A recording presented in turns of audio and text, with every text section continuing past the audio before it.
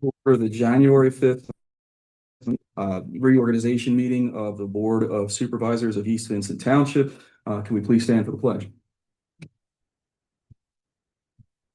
Pledge allegiance to the flag of the United States of America, to the republic for which it stands, one nation under God, indivisible, with liberty and justice for all. And the first item on the agenda is the administration of the oath of office for Supervisor Safone. So Dana, if we could, we'll stand. Why don't we go down?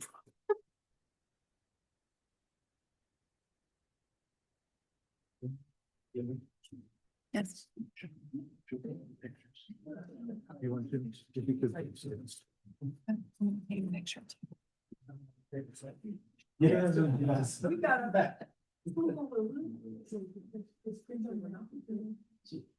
I state your name, do solemnly swear I, Dana Schaffone, do solemnly swear that I will support, obey, and defend that I will support, obey, and defend the Constitution of the United States the Constitution of the United States and the Constitution of this Commonwealth, and the Constitution of this Commonwealth, and that I will discharge the duties of a supervisor and I will discharge the duties of the supervisor in East Vincent Township, Chester County, in East Vincent Township, Chester County, with fidelity. with fidelity. Congratulations. Thank you.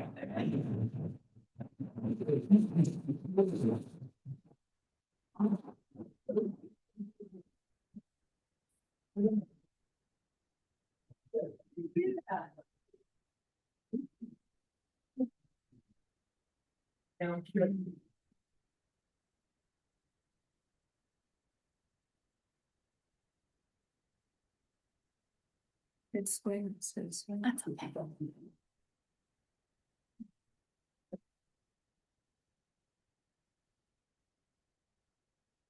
So, Rick, can I make a quick of statement? course, please. Oh, okay. Thank you, everyone. Just wanted to say thank you to all those that supported me and elected me to the Board of Supervisors of East Vincent Township. I was especially proud to be nominated on both sides of the ballot. I think it's important that we work hard to keep it local, keep it rural. I look forward to working with all the residents of the township, as well as the staff, the township consultants, local businesses, my fellow supervisors, to again, as I said, keep it local, keep it rural, and I'm excited to get to work. Thank you so much.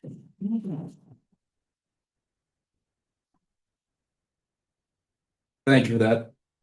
With that being said, I think we will open it up for nominations of officers of the Board of Supervisors, but before doing so, I believe outgoing chairman would like to make a couple of comments. Thank you. For consideration before tonight's chairman vote, I would like to say that I believe that all supervisors should take turns as chairperson. A chairperson's duties are to manage the township meetings and any special purpose meetings, be a spokesman person at special events, and be the quasi representative for the board. I believe that when a chairperson runs the township meetings, that this individual needs to not only run an efficient and effective meeting for the residents, the township staff, and for the township consultants, but also balance the needs of free speech for the residents and their fellow board members.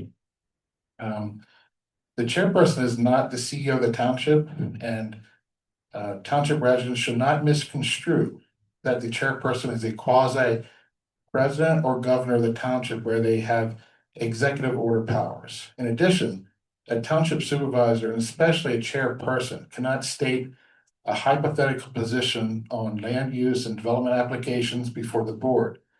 I believe that the residents and even state and federal elected officials sometimes do not understand this, or perhaps forget that we serve as in a quasi judicial capacity. Whereas a judge, we must not represent ourselves as being biased or would we prejudge any residents or taxpayers' request for land use. No one would want to go before a judge and that judge has already made up their mind in a court against a person's case or that they object to that person's legal counsel. So as a supervisor, we can't state that we are for or against a land use or land development application because we have to show the same level of impartiality as any judge in a federal or state court. I'm happy to state that I am for maintaining a rural character for this township. That I always think of the impact that certain decisions may have on residents. But this statement doesn't prejudice me in performing my duties as a chairperson or as a supervisor. Dana Chavone is someone that I have come to respect over the years. As I have noticed how she has been involved with understanding township issues and other various matters, I would be happy to vote for Dana as a chairperson after she has served as a year as a supervisor and learn more about the position. It's sort of like learning how the sausage is made, as they used to say. And I might be dating you a little bit as I say that, but that was a term they used to say in the past. I believe if Dana were elected as chairperson, she might be the first chairwoman of the township. I'm not sure about that. I was gonna, Jane Peranto and Christine McNeil are the only ones that I knew that might have served as chair. Vice chair, okay. So I think that would be a wonderful thing to have a chairwoman or chair lady sometime in the future, but I also think it's a good thing to have maybe a year to learn the ropes a little bit. So with that all being said, and Mark, I'm going to endorse Mark for chairperson. I know we haven't officially opened this, but I'm just sort of stating this, Mark Brancato for chairperson. He and I have both talked about our intense, strong feelings about making sure that residents can come before elected officials to air their grievances, to have the ability to have as much free speech as is possible within reason. The chairperson's also responsibility is also to manage the meeting, as I mentioned before. And I think that Mark has been here. This is going on to your third year, right? And this is going on to my fifth year. So with that being said, right, yes, yeah. So I would just, that's what I wanted to say, and I strongly believe that there should be no reason why we can't take turns. I don't believe in the consolidation of power with one person as chairperson. I think that's why we need to change this up a little bit. And I would be happy to serve as vice chair, but if you would consider Dana or that would be fine too. But I wouldn't mind being considered as vice chair as possibly. But that little bit, I guess. But all I'm saying is, in general, that I believe that it's very important to change this up, and for all the reasons I just stated. And I would just like to end my statement there. So thank you very much, and we can, I guess, now open this up for nominations. Thank you. Are there any other statements that any board member would like to make prior to opening nominations? Seeing none. None. In that case, I will take nominations for a chairperson of the Board of Supervisors of East Vincent Township. I nominate Mark Brancato for chairperson for the 2026 year for chairperson of East Vincent Township. Are there any other nominations? Seeing no other nominations, nominations are now closed. By default, Mr. Brancato, since you were the only one nominated, you are now chair of the East Vincent Township Board of Supervisors. Although I will take a motion to that effect as well, just so that we have it. So could I have a motion, please, to appoint, and nominate Mr. Brancato as chair? Do the motion. I put forward a motion to elect Mark Brancato as chairperson for East Vincent Township for the coming year 2026. Is there a second? Second. All in favor? Aye. Thank you, Mr. Brancato. Microphone is now yours. Mark. Yeah. Congratulations. All right. Nomination for board vice chair. I nominate Craig Damon for vice chair. I second the nomination. Are there any other nominations? There being no other nominations, I call the question, all in favor? Aye. Aye. Very good. Okay. Resolutions.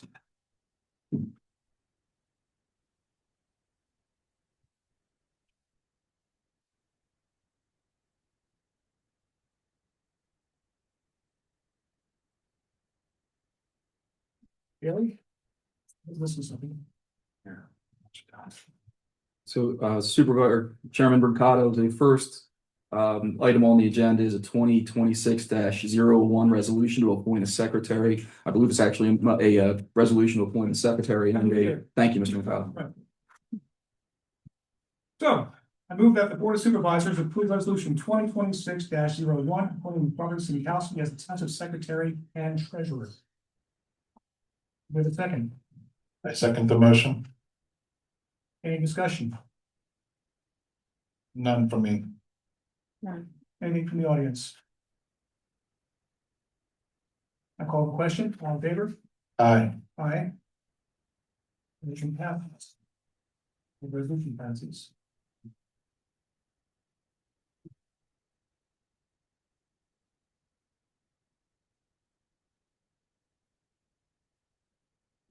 Next, I move that the Board of Supervisors approve resolution 2026-02, establishing the public safety appointments for East Vincent Township.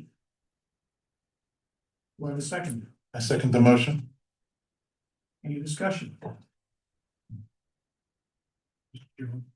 I'd just like to say that, for the public safety from the fire departments and the ambulance service and the police department, they've all done an outstanding job for the township.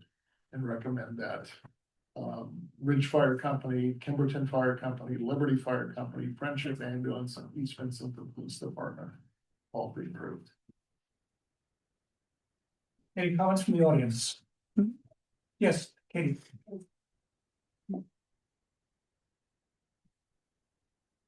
And I'm Katie Muth, I'm record. This may be procedural, I'm not sure, but the emergency manager that every municipality like names, is that at this time now, or is it at a later date? I know you have one, I think listed. This came up in a discussion amongst a lot of emergency managers, that there was a list and I was looking at who each of the municipalities that are in Senate District 44. So I didn't know if that was something that's appointed when you do this reorg meeting, or if it's just the same person maintains that position. It's the same person that basically does that, which is the appointment of the manager, and the person will remain the same. Okay, so that person is, I'm gonna get, I hope the name that I have is correct. Who is it? Is it Art or something? Chief. Okay. Art thank you. Sorry, I blanked on his last name. While we're talking about that, we're going to discuss, he might be stepping away, yeah. Okay, so So- if he steps away, someone else will be appointed. The chief of police will be. Oh. Oh, lucky you. Just found out. Congratulations. Okay, thank you. Thank you. Thank you, Katie.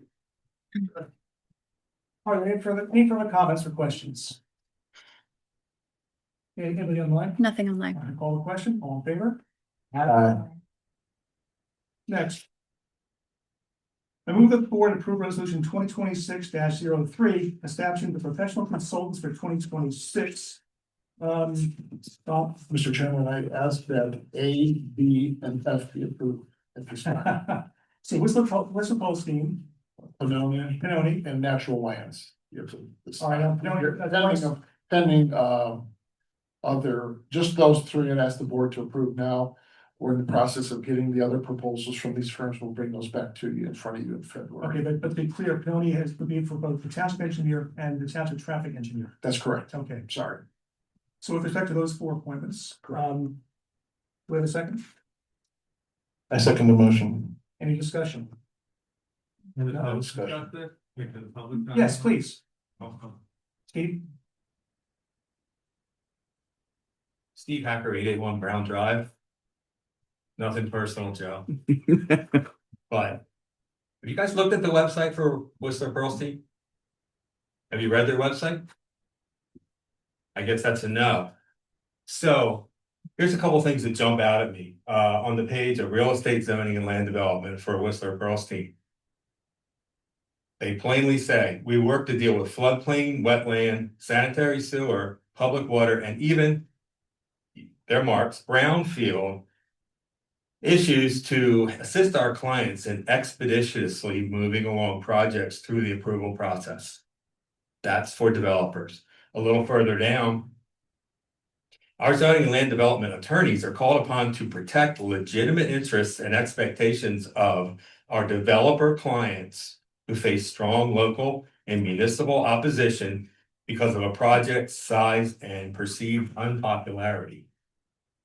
This is a law firm that works for developers. They clearly are reaching out to developers. You're familiar with this, right? Sure, I represent developers. This page? Yeah, I represent developers as well. Well, aren't you going to represent our township in the event that we're in a lawsuit with a developer? Sure. Well, how can we be confident that you fight for us? I mean, what I just read immediately underneath this about, our developer clients and perceived opposition. I mean, the page this is on, your picture is right below it. Right here's your picture. And incidentally, we had a previous planning commission member and chair, Jason Heron, who I'll read you a quote by him. Actually, I don't want to get off track right now. Jason Heron, a planning commission member who spoke about developments like this and moving them into Penhurst away from people's houses. He's on this page too. Okay, he's Western Pearlstein too. How could we be confident that a project that 99% of the people in this township don't want, I don't know how many supervisors won't, how can we be confident that you're going to fight for us when your firm is clearly courting developers? Did you happen to read the municipal page as well? No, I didn't. Okay, well, in the municipal page, there's a whole lot about how we represent municipalities and how we fight for our clients that are municipal entities as well. We represent a number of municipal entities in Chester County, as well as Montgomery County, and we've always fought for our clients. We're in a major battle right here, at least for those of us in this room. We're in a battle against this data center. And I don't feel that a firm that openly courts developers and data centers should be our point person. Steve, you're narrative. He's not the the solicitor is not the point person. All right, well, maybe that was the wrong word, but how can we have, I don't have any confidence that you would fight for us in the event that we end up in a lawsuit Mr. against Chairman, a developer? Can I make a recommendation for just a second? You remember, we're just having a full conversation here. This is, I think, for the benefit of the residents. When we were looking for a new solicitor, when you first started here, we went through a process of looking at whether someone would be conflicted and with their responsibilities. And we even looked at lawyers that may not represent developers at all. And I think there was one or two firms, one we could find. And they were booked and busy, but what I will say too is, and Mark, you maybe want to say this because you also, being a lawyer, you have to represent your clients, and represent them to and not be taking being prejudiced against others who you may represent. So if you have a conflict of interest, you have to disclose that. I have never been a lawyer, but I will tell you from someone who's done in the finance area where I've done audits or forensic accounting, if I have a conflict of interest, I have to disclose that in my profession. In a lawyer's profession, which is what Mark can talk to without bringing our solicitor into this, he's had to do the same thing as well. Anyone who's in a certain professional capacity when they have to represent clients have to make sure that if they are prejudiced in some sort of way, they have to disclose that, and they have to be very open about whether they can't perform their duties, from their professional duties, to represent their clients. So I understand where you're coming from, but also I will say that we've been very comfortable with our selection here, and we can definitely tell that At least that's how we feel about this. Again, we have a new supervisor here that will also be making these evaluations about all of our staff. But I feel confident that Joe can perform these duties even though he may be representing developers and also other municipalities. It's just one of those things that as a professional, whether you be a doctor, a lawyer, or someone who's in an accounting profession, and you have to be able to represent your clients appropriately. So that's what, Mark, if you want to add something to that. I do. In December of 2023, shortly before I was sworn in, I had a lengthy phone call with one of Joe's partners. And this was before the board had appointed Yes. Whistler. And one of the concerns I had, Steve, was representing developers and contractors. And the concern there might be a conflict of interest. I can't butcher you mine and burst or everything was said, but the long and the short of it was, he said, look, Mark, you're gonna like Joe. Just do me one favor, give him a chance. Give him a chance, let's see what happens. I did. And I will say this, Steve, Joe has been nothing short of superb. You want somebody who fights for the township? You're looking at him right there. I have worked with attorneys from literally all over the world. I've seen some really bad attorneys. I've seen some really good ones. I've worked with very large firms, small firms. The worst firms I've ever dealt with, quite frankly, are the very large firms. The ones who glad hand you, tell you what you want to hear. Say they want to make you look good in front of your client. That's not Joe. Joe and I don't always agree, as he will attest. And we don't have knockdown, drag out fights. We have very collegial discussions. And I put Joe to his paces. And I've gotten Joe to agree to a number of things, and he's gotten me to agree to a number of things. But at the end of the day, we're focused on one thing: what is right for the township, and is that in accordance with applicable law?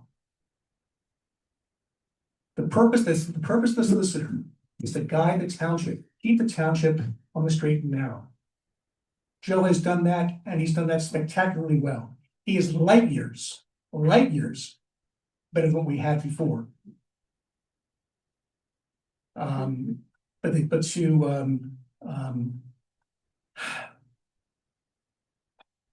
question Joe's allegiance, his dedication to the township, I think you're spinning your wheels on this one, Steve. Okay, well, I'm actually questioning Pearlstein Whistler, of which he's an employer, because it seems like they go in that direction. And we're not just talking about going into court and filing a lawsuit, we're also talking about the advice he gives you. I've heard him say over and over again, well, they could sue us.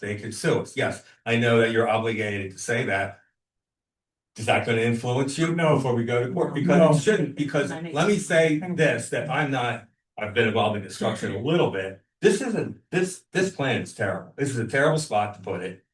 We're not getting that, Steve. Well, but what I will say is I don't see them planting a flag on this hill. But yet he tells you, well, they could sue us. Between us, we literally have 68 years of experience. This is I have This more. is Let me new. finish, please. I have more experience than anybody in this room when it comes to litigation. Me, I do 48 years. We're in a new world right now. But it's not a new world. It is. Data centers are a new world. We are talking. No. When you're talking about litigation, Well, I'm not just talking about litigation. when you're talking about litigation, between Joe and me, you've got 68 years of experience. Let me explain how I operate, Steve. All right, maybe this will help. I'm not even talking about you. I'm even talking about yourself. Because Steve, we make the decision, not Joe. All right. When it comes to litigation, I tend to be more bullish. That's the way I mean. Especially in our recent, I managed over 1,000 legal field cases for my company. I pushed to go to trial. The insurers pulled me back. So when it comes to protecting township interests, trust me, if I think we've got a shot, we're gonna proceed. If Joe disagrees, I'll say, thank you, Joe, move on. Joe is not a wilting flower. He is, and I've never said anything close to that. well, you gotta trust me on this one. Mr. Chairman, I trust Joe's advice implicitly. He is a superb. All right, we get the point. Well, I hope you do. Well, but we are, this whole data center thing is something that nobody has experience with. All right, Dana, Yeah, I Yes, just wanted to say that I had the same question you have, Steve. Because when I started with East Vincent Advocacy, we worked with the folks that won the battle of Crabilly Farm. And the gentleman there said, you know, this is the way, unfortunately or fortunately, many of these firms, most of them, to Craig's point, represent developers as well as municipalities, okay? So I feel as though Joe has a role to play, and maybe that role is guiding us or giving us legal advice, but it's up to the three of us to evaluate what we see in front of us and come back and say, I disagree, I want to take it in this direction, or, you know, we need to follow up in this way. So I feel as though this board is not going to just say, you're right, sorry, Joe. I challenge everything. I want facts. I dig into the zoning, I look at case law, and that's what this group of three is going to do. What I will say, you know, so I'm new, I've worked with Joe loosely as part of EVA through the Artisan Appeals, and I see how hard he's fought to protect that piece of land and follow along with what EVA laid out and believes the case that we laid out and has been in lockstep with us. So I have that experience. My other experience with Joe is through food processing residuals and how hard he fought. He created the ordinance. That to was a stop terrible that, idea too. right? That was an awful idea, trying to do, yeah. So, you know, I know, Thank you. and Doreen Pacecoff, if I'm saying her last name correctly, you know, she's somebody that's president of ECA, I was president of EVA, we talked a lot, and she has a lot of confidence in Joe as well in fighting for the residents and our desire to keep the rural character of the community. So I understand your concern and your question. I had the same question, but please have confidence in us. I'm new getting in, and I'll be looking at all that and continue to challenge Joe as I did in my EVA role, as now sitting here as on the board as a supervisor. So let me just say though, the reason I'm coming here with this is, and as I mentioned, there's a former planning commission member who's one of your colleagues at your law firm. Mhm. He was chair. This is a direct quote from him from a planning commission meeting. There seems to be a merit to the concept of moving some of the more intense and less attractive industrial uses away from the residential areas to the Penhurst tract, where it's a little more removed from the rest of the residential community, as is that section's lesser than the rest of the township. He said this in 2011, so you can see how this kind of feels like it's a group playing a long game here. But at that point, he was a resident and the chair of the planning commission. Yeah, I realize that, but I mean, he's also, this feels like a long game's being played, okay? People get installed and things change. I think we're in good hands, and I will definitely take it under advisement. All right, we both made our point on that one. Can I make a second point? Because I was gonna do the same thing with the engineer here. Michael has always been nice to me. He's a nice guy. We've talked.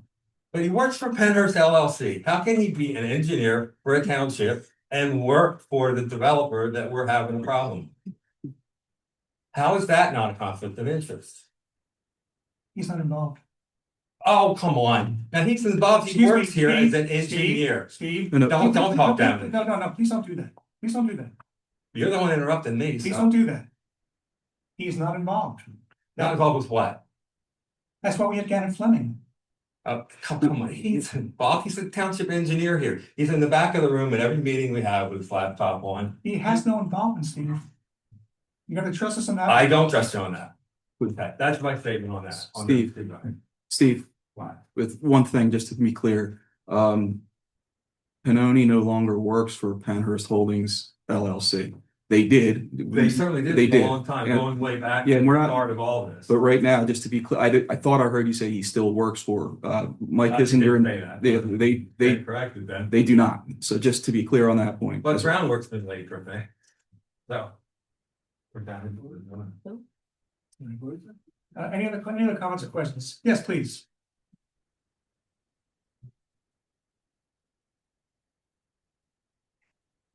Yeah, there's Hannah. Moon.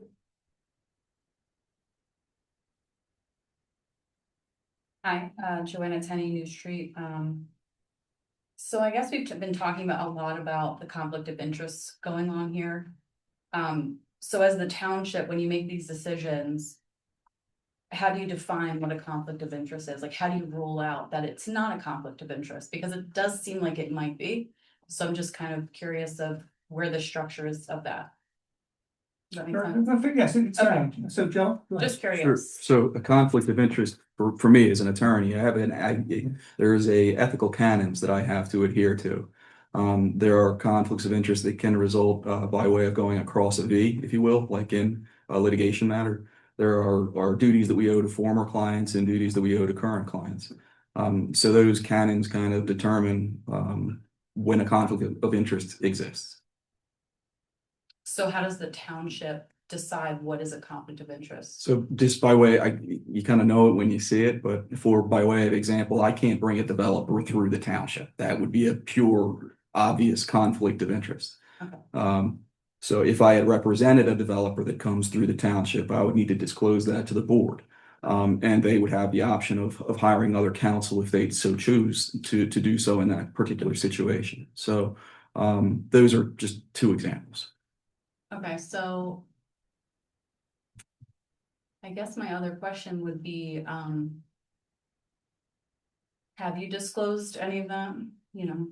Just curious. I don't have any conflicts. Okay, all right, so I guess another big Here. issue that I want, sorry, go ahead. No, it's here. I do not have any conflicts here. Oh, okay. So I guess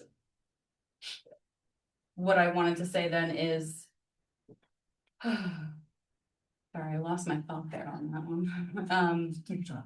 Trying to be polite.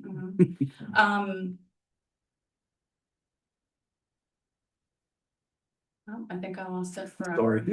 Actually, I'm sure you are. I'm so sorry, everybody. It's okay, take your time. I wasn't expecting to talk about this, so it's kind of random. So, oh yeah, so in May, were you the one that wrote the ordinance, the first draft ordinance? Did I write the first draft of Yeah. the? Oh, sorry, of the data center?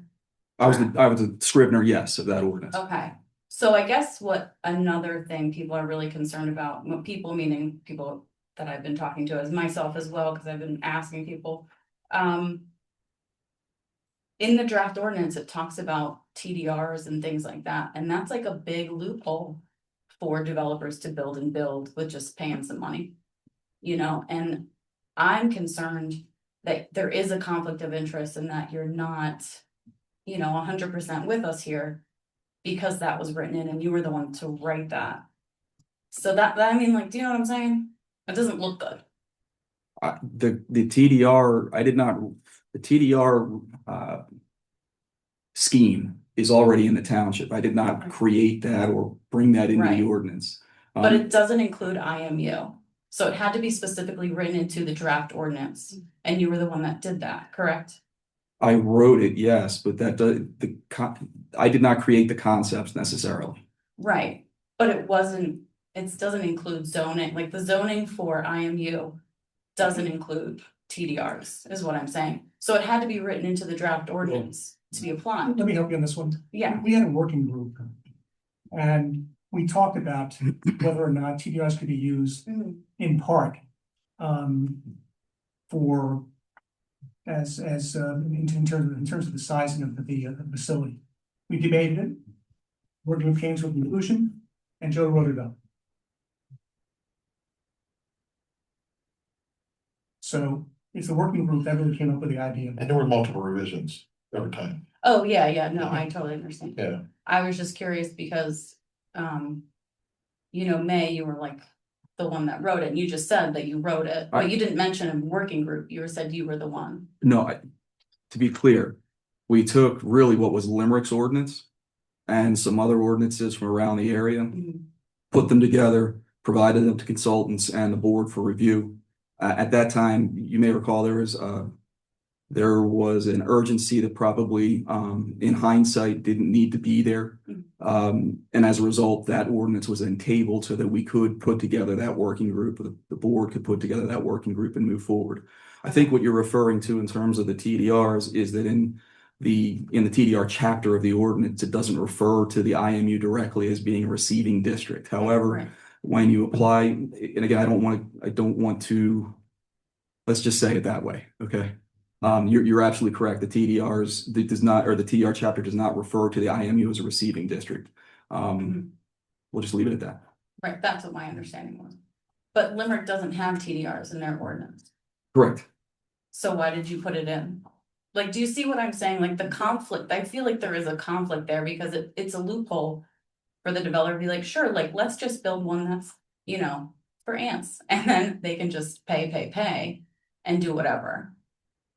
Like, that's my feeling on this is that. I'm sorry, I'm just not following. Of that. I think you are. No, I'm not. Created a loophole is what it seems. You think that, but again, we just talked about the concept was not one that was necessarily mine. But you already stated that you were the one that did it, and then you were like, oh, there's a working group No. within the other draft. So who wrote the original draft, like the first draft with the TDRs? The first draft of the I am the scrivener of all of the drafts of the ordinance. And you were the only one that put input into the first draft, or No, there was others as well? There was input across the board. I wrote it. I did not create it, if that makes sense. Okay, yes, that's what I was saying. Okay. So if you were a developer, or if you were trying to protect us as a township, why didn't you say, hey, you know what, this TDR, not a good idea? Again, I'm not following. Why didn't you suggest to take the TDRs out of the draft, knowing that it would have been easier for the developer to build? It's not easier for the developer to build, first of all, and second of all, I don't think that, well, I'm not at liberty to disclose the legal advice that I gave to the board or that I consulted with the other township consultants about when coming up with those drafts. I think you're perhaps jumping ahead a little. It's possible, but it doesn't look that way. I'm saying that from my perspective here. I think there's a lot of in between that you guys see, and I understand that. I'm just saying from my perspective. Understood. I'm not trying to be disrespectful. I'm just saying, hey, this is how it looks. And I'm trying to get clarity on that because I don't like the way it looks. We can't get into that, unfortunately. Okay, so do you do it to understand though? No, Why people are concerned? Honestly, I'm struggling not to jump into this. Please accept that we can't. We have a hearing coming up in March.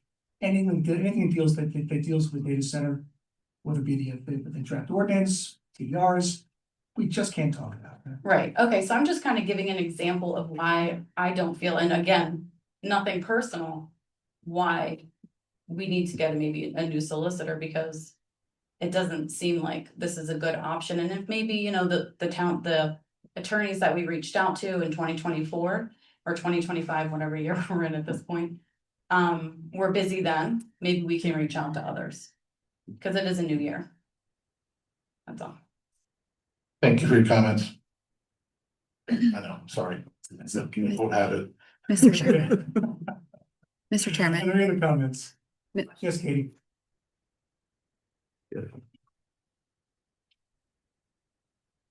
My question is going back to the conflict part, and I'm just gonna use myself as an example of a learning curve that I learned as a trustee on these public school employees retirement pension board.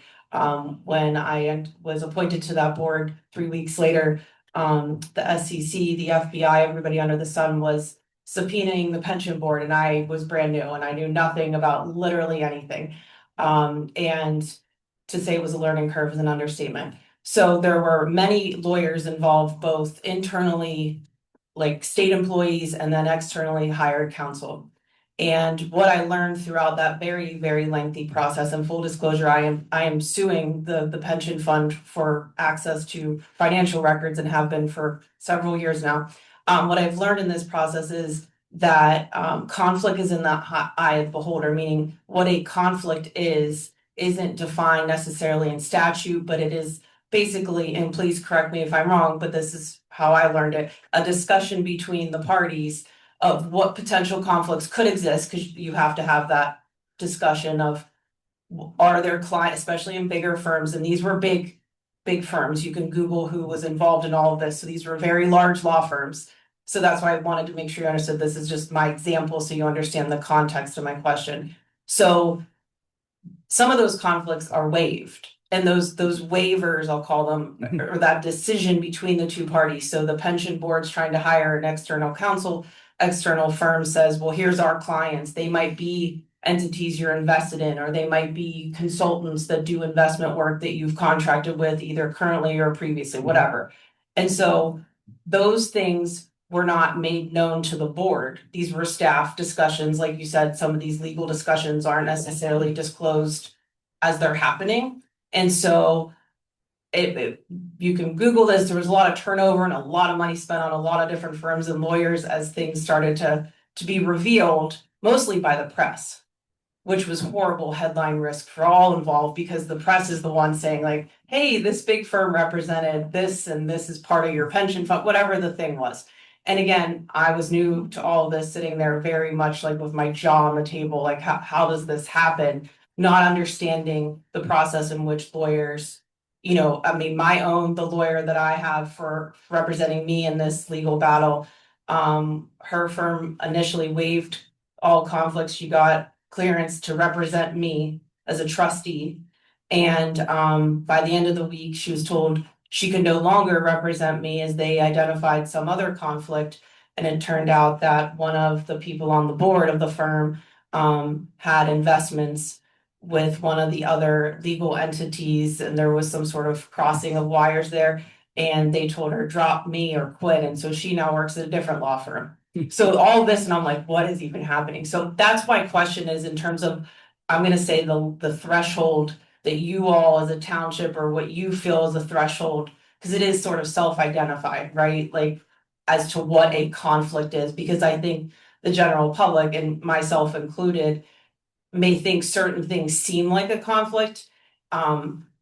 Even just Pennsylvania's horrible campaign finance laws, I feel are a huge conflict of interest. And they're all legal, right? Everybody can accept gifts. Anybody hired and fired by the board, any of my staff, in state government, this is all true, public, you should be terrified by this, and you just have to report the gifts. So Joe can take a Ferrari, I can take a Range Rover, everybody can take whatever they're gifted and just report it once a year. Not when you get it, once a year, and no one really pays attention, because I did look to see who has their stuff online. And Dana, I hope you post your statement of financial interest online, like a very I got my paperwork. yes, that's, I think I'm just saying, not everyone's are on there. And so on the online search, they're supposed to be kept on file as well. But my point is, I just know this is the general public, even myself, I'm like, how is this legal? A lot of bad things are legal in Pennsylvania. They might not be ethical, but they're legal. So my question is, what is the threshold of a conflict, in the sense of like, you obviously have to discuss with your firm who the clients are, I guess, or like, because that would be how I would look at it. Like, how could whoever's firm, not just yours, whoever's, represent an entity that is involved, that could be adverse to something in the township, or something you may be legally facing.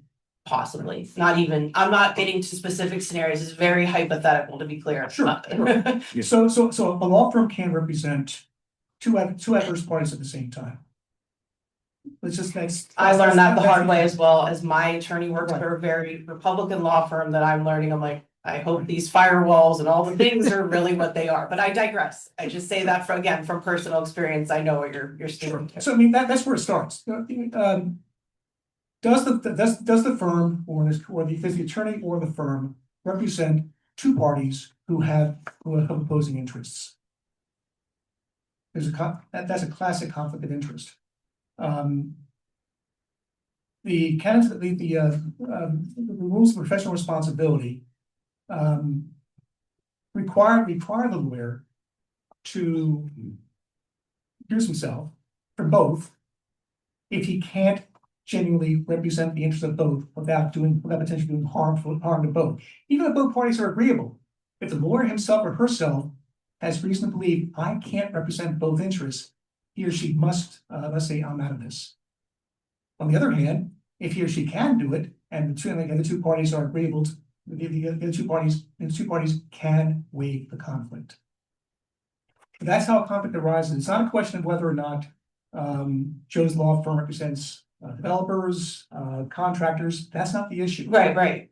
I just wanted to make sure that how you establish, knowing that that's not an issue, because it may feel like it should be one to the public because it doesn't align and that's not their world of work, right? But how you can clarify to the public and taxpayers, because I think that's what, Steve is trying to say is I don't have confidence in this and I'm the one paying it for it, right? Like, so it's hard to, and I say that the same thing for Mike. Mike's a great example.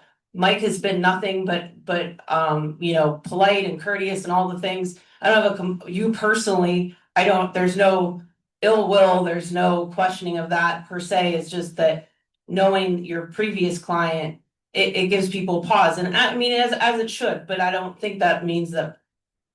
I think it just, if you can provide how those things were ruled out, it would increase faith in the process, if that makes sense. Like how, if Whistler Pearlstein has clients that are, because I know that Pannoni, you're not the maker of all things Pannoni, but their webpage has a whole section dedicated to data center development. I did not know that. Someone brought that to my attention, about fell out of my chair. So again, I'm just giving these examples of like why you're going to hear the residents ask these questions, myself included, because I don't know what the internal discussion was to rule out or waive conflict or determine it wasn't a conflict. Well, there was a conflict with Pannoni. Sure. Which is why Pannoni couldn't step in.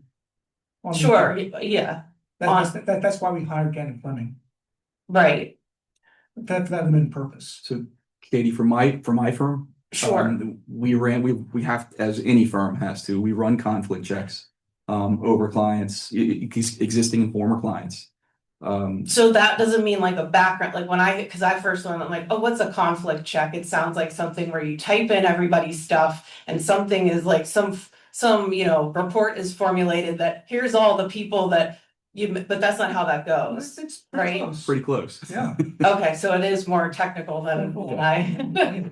And we didn't identify any conflicts with the township when we were hired. So what's the criteria for it to be like, besides the part where as the lawyer can't say they can represent both sides? Like that might be helpful for others and myself to hear of like what the standard or what the checklist of no-nos are. We start with the entities. We look up the entities. Our firm went through all of the entities that or individuals for that matter, that had East Vincent anywhere in connection with the entity or individual. So by way of example, if we had represented a developer that had a piece of property in East Vincent, that would have popped in our conflict check. We would have to determine whether or not that representation is still ongoing, if it had concluded, and what have you. If it were ongoing, that would have been a conflict. We'd have had to bring that to the board. All of my conflicts, whether it's in East Vincent or other municipalities that we represent, the board ultimately has to waive that conflict or determines that they can find new counsel if they'd like to. So we go through that process. If a client of my firm came through today with a land development application, that would pop as a conflict. Then our firm would not represent that developer in connection with whatever is happening here, and we would disclose that relationship to the board. So the board, just like in PCERS, I'm gonna use my own personal thing, the board or whoever, and I mean, the board chair, I think was probably the decider in that scenario. I don't know how it works on other boards, but decides and discusses with others if the conflict is waived or not? They would Or have, they're okay with, I don't say okay with it, but you're making them aware it's up to them to decide how to proceed. It would require both parties to waive the conflict, correct, but again, Katie, No, I just mean in the scenario, like you said, how, if it was like I can see where it would be two totally different things, like your firm's representing someone on like a workman's comp case of a Mhm. developer that might be presenting something to the township, and they're kind of like two separate arenas of, Yeah. do you know what I mean? Where I would see, you could be like, yeah, that's not a conflict, and it's not even Joe representing that client, it's just your firm. right, So that would be an example of something that's really not a conflict because they're separate. correct, correct. Right, okay. So but ultimately you reveal to them after you do that check and the board reviews Mhm. any, I'm gonna call them potential conflicts. Correct. That you've identified, and then that's how that's determined. it's a very dynamic process, so anytime. We get an application from a developer, Joe's gotta do his conflicts check. Every time. And I have no doubt that he does it. Anytime his law firm gets a new client, the firm goes to the conflicts check. Whatever Joe's working on pops up is part of the database. So if the let's say a contractor has a rep against East Vincent and wants to sue East Vincent. And goes to Whistler, goes to a long-standing lawyer at Whistler.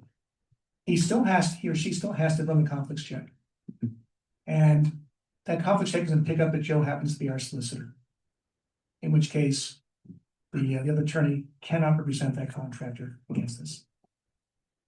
Got it. That's just helpful in terms of like I said, what I learned is conflict is in the eye of the beholder and the people that are deciding that, versus there being like this set of criteria that every entity uses to determine conflict. I know there's some specific ones that are related to professional standards, just like a doctor or whatever, but like the other ones are very much TBD depending on entities involved. And that's what I've learned just in, Mhm. unfortunately, government in general.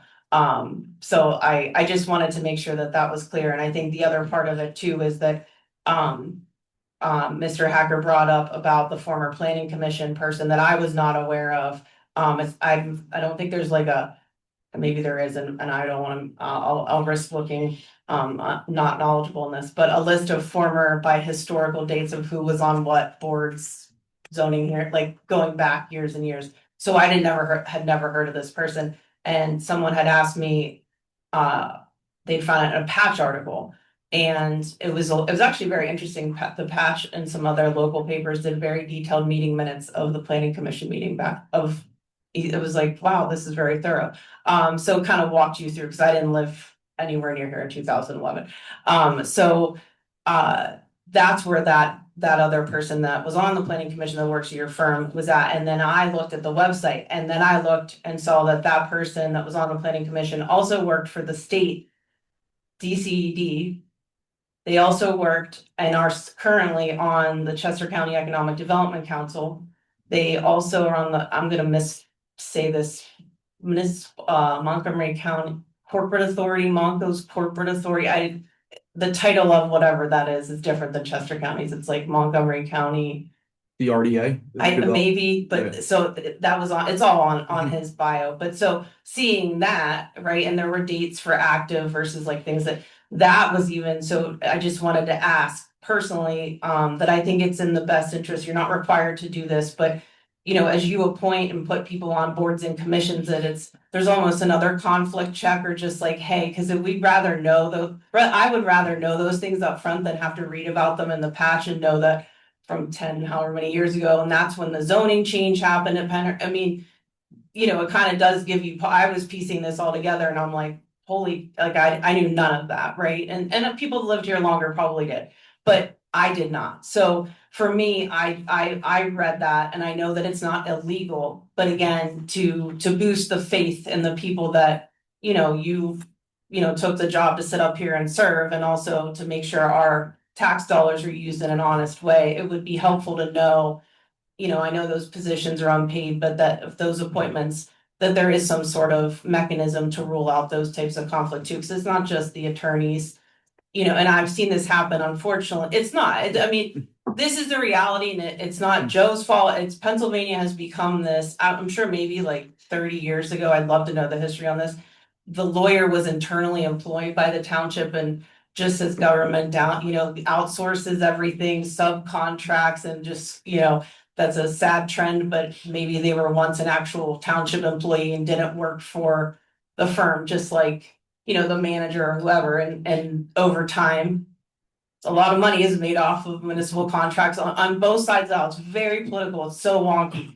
All legal, but wonky. And so I'm not blaming Joe, but I do think that it would be helpful that I want my township to set the standard and do the thing that every other municipality or even state government doesn't do, which is to do whatever you can in your power to make sure disclosure happens for everybody, and then the trust is already there organically, right? You don't have to have these difficult conversations, and people don't have to read about things on social media. If you can say, here's how we ruled out conflict, here's why we picked the people we did, because I read other articles about picking of appointees that were like bananas. And this isn't unique to East Vincent. I represent many municipalities, but I will say that the majority of them don't have issues. It's just, I want to point that out, that there's an opportunity here. Take the high road and be the example that sets for other townships around us and across the state. Because I think genuinely the majority of people that serve in local government are here to do the right thing and aren't bought off. And I hope I'm right about that, but I just thought I'd offer that request. So thank you. Mr. Chairman, can I make a comment, Yes, please? please. So, Senator Muth, I just would like to say that there have been times when we've had concerns, and I can't get into the specifics, but there is the website of the state provides, the State Ethics Board website, where if there's conflict of interest, and the easy way for most people to look at this is if you have a professional or a personal conflict where you could benefit monetarily. That's one of the other things, that's an easy way to sort of explain that for everybody. I know we've talked about this a lot, but if you look at the State Ethics Board, it's very clear that says if you're going to benefit in some way or another monetarily, which is the easiest one to evaluate, that's a problem. And so Well, we the have- problem, but it's so- legal, so it's, you can ask, like, if I'm like gonna go speak at a conference and I'm gonna be paid, I've never done this, it's an example they do in ethics training all the time. If Senator Muth, we want you to be the keynote at whatever thing and wherever, we're gonna fly you to Hawaii and we're gonna pay you 10 grand to talk or whatever. If I don't know how to report that, or if I should report it, is it campaign, is it official, like what is it? You can ask the ethics commission for an opinion before you accept any money, you cannot go to them retroactively and be like, hey, I just took $5 million. What do you think about it? Is that okay? That's not how that works. But that is still, it's just a matter of, there really is a low bar in Pennsylvania. As long as you report it, and even if you disclose it, I mean, you can roll back the corrupt bean footage of the Senate floor of Pennsylvania State Senate and the number of times that people stand up, ask the Senate secretary for a decision on whether or not they should recuse themselves from a vote because of financial interest, from owning liquors or beer, that doesn't even know, that's a whole other can of worms. No one ever talks about all the stock. Those are very interesting things to read on their once. Yes, I know they were talking about a lot too. But whether or not they own, they have oil and gas leases, or they own liquor stores, or they own, I'm trying to think of the really weird thing, security companies, things that other income for people, and they stand up and they disclose it. Another senator owns a Jiffy Lube, that's what it is. And I just thought of it. I've never once heard, not in my time in the Senate, anybody be told to sit down and not vote on whatever legislation it is. So that's okay. And I mean, not that it, I mean, Senator, I could. so I just say that as like, what the public thinks should be illegal, they're probably right, it should be illegal, but in Pennsylvania, and it's not anyone's fault up here, it's just, here we are in the railroad lobby used to have a seat on the Senate floor, I learned recently, literally on the Senate floor, a desk. Yeah. So to give you the context I'm just asking, disclosure makes the trust be built here. Even if it is legal, doesn't mean that it makes it right or ethical, and it certainly isn't gonna grow trust. So that was my whole request. Okay. Thank you. Thank you. Yeah, thank you. All right, so are there any other comments or questions? There's a comment online. Okay, go ahead. It's okay. Hello, Monica. Happy New Year. Happy New Year, Monica Scriver, Valley Creek Lane. I want to reiterate, I think that both Steve, Joanna, what Senator Muth was saying about, you know, our confidence in our current solicitor and also our current engineer are something that I hope all three of you are listening to what people have to say.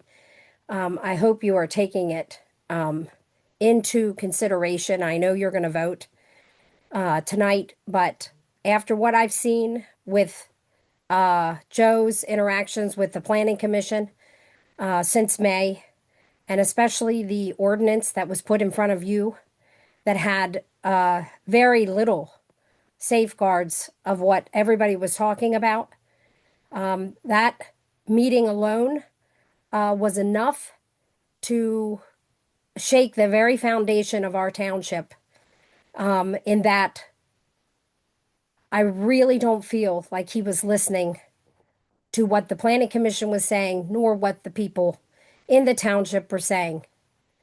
So consider this really, you may feel confident in him as your solicitor, and you may have him, but I think the Planning Commission deserves a solicitor that will listen to them, collaborate with them, and work with them.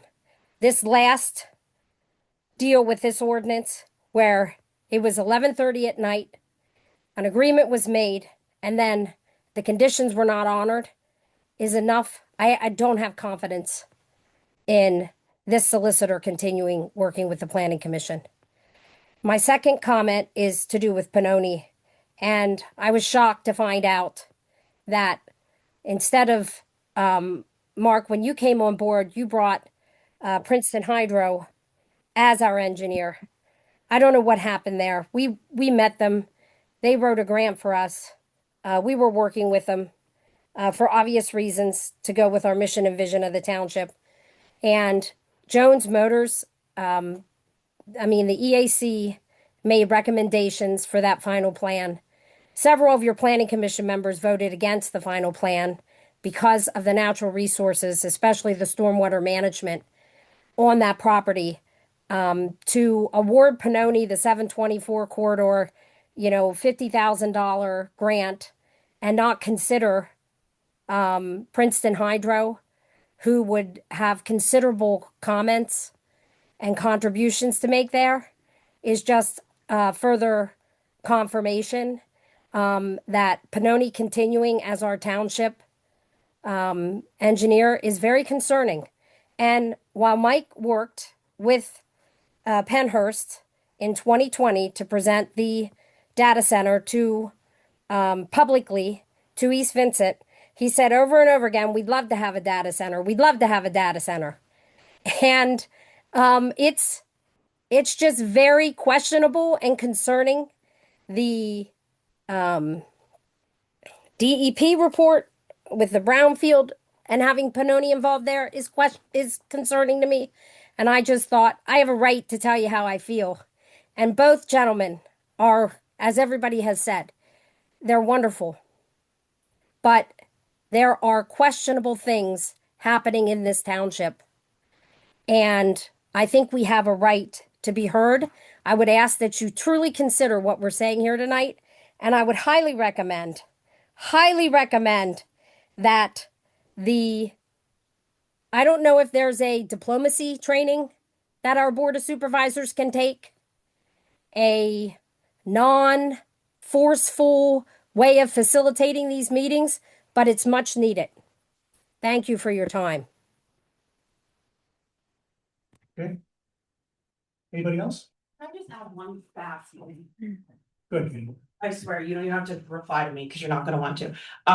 So the other thing I wanted, and I forgot to bring up, and I'm making this statement, for all projects, but obviously it's sensitive to the topic of hand across the Commonwealth, which is data centers. On January 3rd, an article came out, after a Friday night meeting, in Clifton Township, if you've been following that, data center, it's near the Poconos.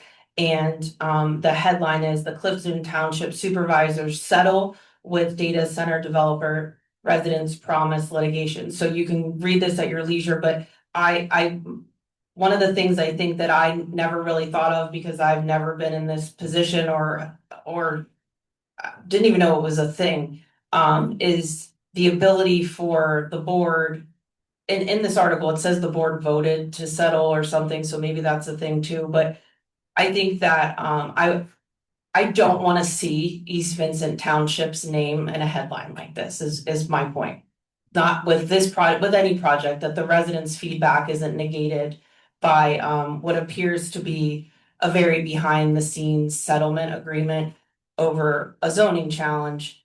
And they have quotes from the neighboring township of Covington Township saying this giant project would span 2 townships where they had no idea either.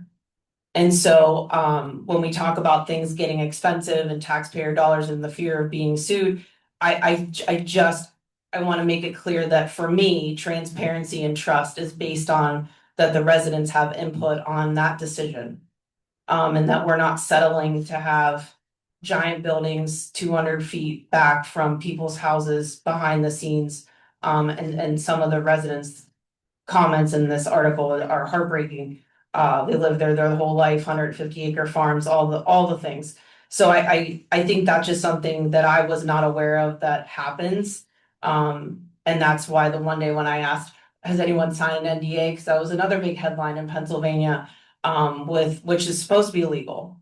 Actually illegal, not reporting to ethics, but illegal for local officials to sign NDAs, and it happened with the data center developer, and actually 2 staffers were told they had to if they didn't sign these NDAs, they'd be fired by a county commissioner. So I don't want our municipality to have that headline. I really don't. So whatever things need to happen internally between all of you to have that discussion with legal counsel is that I don't want to see that we are blindsided like these residents were. And because that on any project, again, not specific to anything that you have in front of you, but this is obviously something that's happening, and they're not the first, and the legal counsel involved is also troubling. So I just wanted to plant that seed as these other proposals on big developments happen across the state. Thank you. Thank you. Any other comments or questions?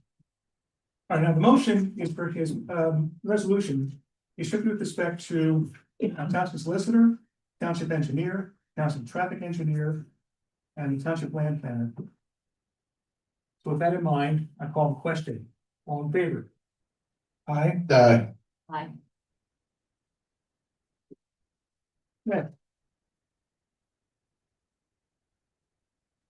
I move that the Board of Supervisors approve resolution 2026-04, establishing the mileage reimbursement rate as set by the IRS for 2026. Second the motion. Any discussion? No. Any comments from the audience? None. I call the question. All in favor? Aye. Aye. Haley, if I didn't say aye to the previous resolution, please mark it down as. Absolutely. Thank you. Next. I move that the Board of Supervisors approve resolution 2026-05, establishing a banking institution for the township for 2026, which would be Pennsylvania Local Government Investment Trust, National Federal Bank Trust, Univest Bank, and. Second the motion. Can I ask a question? Yes, please. Are any of those changes from who we use now? No banks? No. Okay. Any questions from the audience? None? I call the question. All in favor? Aye. Aye. Next. I move that the Board of Supervisors approve resolution 2026-06, setting the meeting schedule for 2026. So among other things, ladies and gentlemen, the Board of Supervisors meetings, in deference to Dana's schedule, will be on Tuesdays now instead of Wednesdays. The Board of Auditors will meet on January 6th, as required by law. Planning Commission will meet on the third Tuesday of every month at 7 p.m. The Historical Commission will meet on the fourth Wednesday at 7 p.m. Parks and Rec on the fourth Tuesday at 7. Zoning Hearing Board on the third Thursday at 6:30 as needed. Environmental Advisory Council, the second Wednesday at 7 p.m. and Open Space. That's gonna change. Open Space should not be meeting the same day as the BOS meetings. It's through the second Tuesday. That's what I said, second Tuesday, thank you. We're fine. So the Open Space Committee will meet on the second Tuesdays, at 7 p.m. Do I have a second? Second to motion. Okay. Sorry about that, ladies and gentlemen. Any discussion? Any comments? There being no comments, I call the question. All in favor? Aye. Aye. Hi. All right.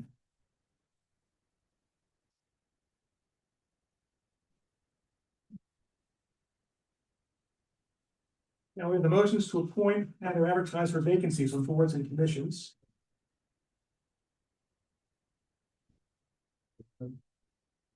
Got it right here. Let's start first with the appointments. Doug Schmidt for Parks and Rec, Chris McNeil, Parks and Rec. Chris, I'm gonna put your name, please forgive me. Thank you. Chris Orzechowski for the Planning Commission, Nicole Keegan, Planning Commission, Sandy Heidel, Historical Commission. Austin Hodge has decided not to re-up for the PC. I sent Austin a couple of emails expressing my disappointment he couldn't do it, fully understood why he can't. Austin has been a true asset to the township. Hopefully, when he comes up for air, he'll be available again to help, because he's one of our very special residents. And if any of you have not sent your congratulations to him and thanks for a job well done, please do. So we need to find a replacement for Austin. I spoke to what's his name? Galbraith. Yes, Kim Galbraith from Barton Meadows. Kim is interested, but of course, if anybody else is interested in joining the PC, please let us know. And we may have a vacancy for the AC. So, I guess we'll it's been in the form of a motion. I move that we reappoint Doug Schmidt for Parks and Rec, Chris McNeil for Parks and Rec, Chris Orzechowski for Planning Commission, Nicole Keegan, Planning Commission, Sandy Heidel, Historical Commission. Do I have a second? Second to motion. Any discussions? Are we going to advertise for the Yes, we will. open positions? Okay. Yes. And there'll be something online where people can apply? and- Absolutely, Okay. yes. Mr. Chairman, Bob, I think the applications are out there. They have been online, I think, in the past, and should be easy enough for somebody to be able to download this application. That's correct. And we also have received some already for these. So Okay. we'll collect these and then we'll schedule a time to meet with the board. Did Kim Smith is? Not yet.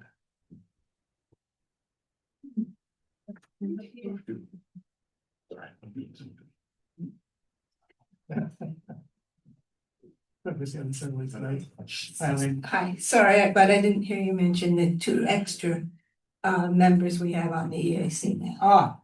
Yes, thank you very much, Elaine. We have 2 additional openings, because we increased the membership to 7 on the EAC. Zoning Hearing Board also had, we need an alternate member for the Zoning Hearing Board. Right. Sandy? Sandy Heidel for the 556 Park Road. I think the historical also has openings. Is that listed on there? No, it's not.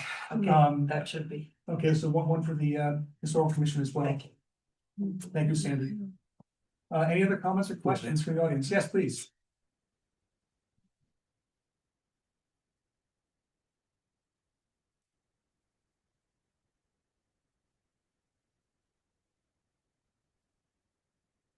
Hi, Joanna Tenney again, New Street. Where can it be found on the website? Cause I mean, I look through the website a lot and I haven't seen like where that's listed. So just curious, because I'm sure other people don't know either. Yeah, it should be under resident resources, and if it's not, I can take a look, but by tomorrow morning, it'll definitely be there if you don't see it under there right Okay, now. cool. And then you can find all of the like open stuff and like applications and stuff Yeah, like and that after this evening, that will be posted to the top of the website as well, so you don't have to search for anything. Good, okay. Okay. Yeah, that was my question. Any other comments or questions from the audience? So, I call the question on the motion, all in favor? Aye. Aye.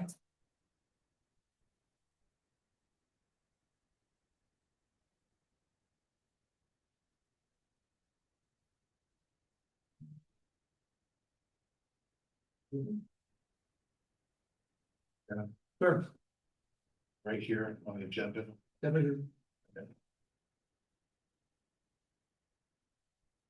I move that the Board of Supervisors appoint Bill Palmer Tax Associates as the administrator for the real estate tax and delinquent property tax. And appoint Keystone Collection Group as the administrator for the term income tax of 2026. Do a second. Second the motion. Discussion? None? Done.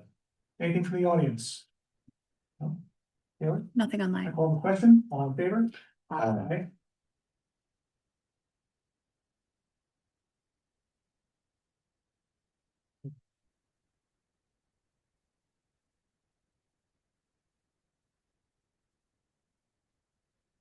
We're gonna take a brief recess before we get into the, our board meeting. 5 minutes? So, Mr. Chairman, we're adjourning the reorganizational meeting. Yes, motion to adjourn the reorganization meeting. Thank you, Joe. I second the motion. All in favor? Aye. All right. Now we'll take a recess. 5 minutes. Let's. Well, call to order the first board supervisors meeting of 2026. We'll move that we proceed by way of consent agenda for the approval of the minutes, financials, and reports. So, Mr. Chairman, if I may, we're going to skip over the pledge. I think yes, I forgot. Go ahead. I would also like to announce that the board did just meet in executive session to discuss potential acquisition of real estate and to get some legal advice. Thank you. We also had an executive session twice, Today, yes. and I think after the 17th. Yes, we did after the 17th as well to get legal advice. Correct. Okay. Thank you. You're welcome.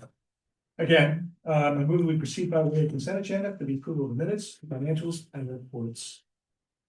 Is there a second? A second. Any discussion? No? The audience? Call the question, all in favor? Aye. Aye. Go to new business?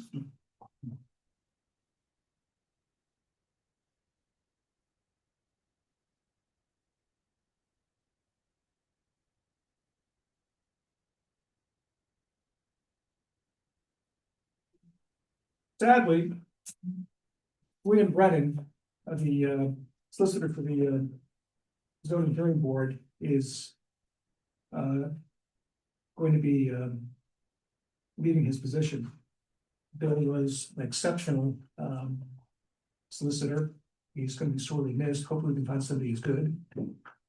I move that the Board of Supervisors approve resolution 2026-07, recognizing William Brennan Esquire for his 11 years of outstanding service as a zoning hearing board solicitor for East Vincent Township. I second the motion. Any discussion? There is a document of recognition.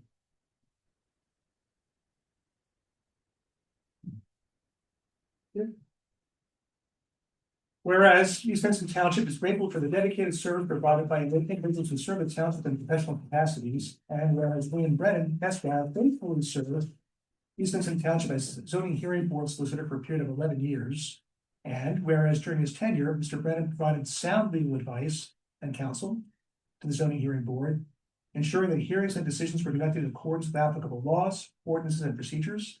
And whereas Mr. Brennan demonstrated professionalism, integrity, diligence, and a deep understanding of municipal and land use law, thereby promoting transparency, fairness, and public confidence in the zoning process. And whereas the Board of Supervisors of East Vincent Township wishes to formally acknowledge and express its sincere appreciation for Mr. Brennan's years of dedicated and exemplary service.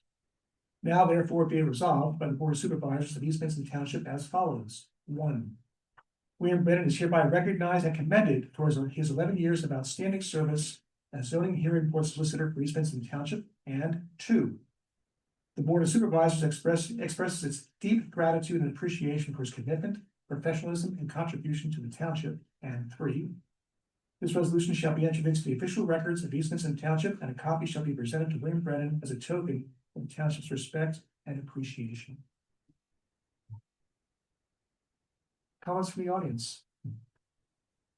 Someone on Zoom said that it's kind of low sound. So I don't know if you can speak, I'm just telling you. No, I was thinking of They could hear better. Okay, all right. Sorry. No, thank you. Any comments or questions? Call the question, all in favor? Fine.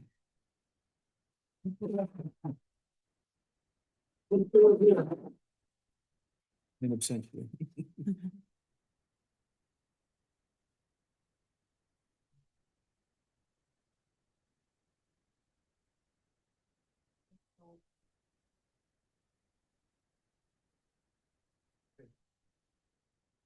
I move that the Board of Supervisors authorize change order number 1 for the Independence Park trailer demolition, which consists of demolition, removal, and disposal of 2 sets of office trailers in Independence Park. The amount of $37,864.86 plus additional $3,000 for the removal and disposal of a transformer for a total amount not to exceed $40,864.86. With a second? I second the motion. All right, a discussion. Yeah.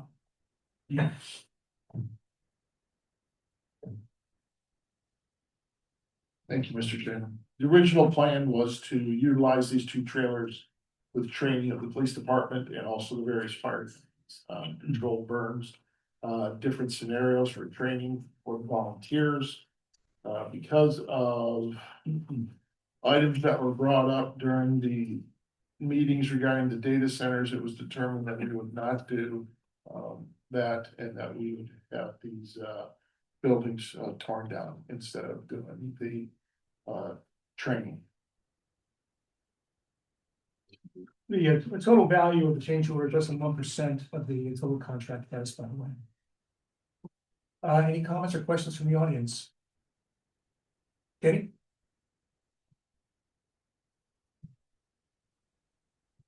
Why does the township have to pay for the transformer removal? Is it like, did we own a transformer? We will be going back after the state who sold that. It was to get reimbursed for that item. But is it the state's transformer? It is as part of the Oh, property that was sold. There No, was, I just assumed it was like the utility. Because it was a state facility, they own the transformers. Like if you were on a private property, the Pico owns your transformer. So you would be correct. Pico would come back and take the transformer.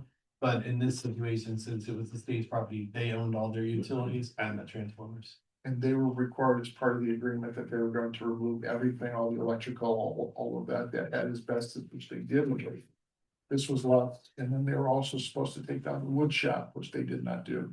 So we plan to bill the state for that as well.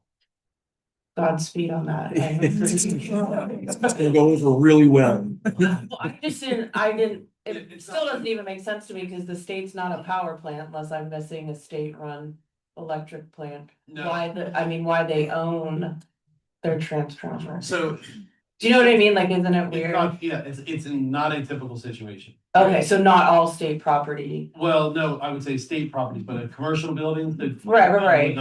You would not own, state buildings tend to have more security, therefore they tend to do a little bit different things at times. But for example, even all the water lines on that property, all the fire hydrants were all state-owned hydrants. They're not. Well, yeah, from the initial site. Well, there's like a whole problem with that, trying to find where Right, they're even yeah, at. where they are. But hopefully we don't have to deal with that, but we need fire hydrants, but so yeah, that's, and I just didn't know why we would have to pay for that, that's helpful, but also terrifying. Thank you. If you see signs go up that says 1-800 Governor Shapiro, that means to call them to get the money coming back. I will hand deliver the invoice if you'd like me. Thank you, Katie. Any other questions or comments? None. I call the question. All in favor? Aye.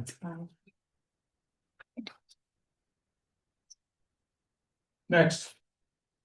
I move that the Board of Supervisors oppose the zoning hearing board application for Darren Pesnell located at 74 Seven Stars Road. Refer the application to the planning commission for review and comment, and authorize the town solicitor to attend the zoning hearing and register the township's opposition. I second the motion. Discussion. Do you want to have Joe give a little background? Yeah, please. Excellent idea. So this application is one that relates to a notice of violation that the township zoning officer sent to the property owner related to a second dwelling unit that was constructed on the property in an outbuilding, basically above a garage, without permits or without township knowledge. As a result, Ms. Barra sent the zoning violation. The applicant is as the appellant of that violation. Comments or questions from the audience? None? I call the question. All in favor? Aye. Aye. We will table the next motion.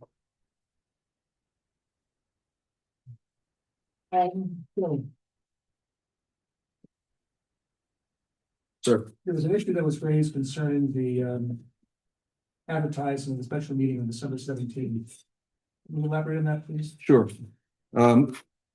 The special meeting was advertised, and with the advertisement that was for the special meeting, there was also an advertisement for the hearing that would have occurred at that meeting had the board decided to move forward with the hearing on the data center campus ordinance.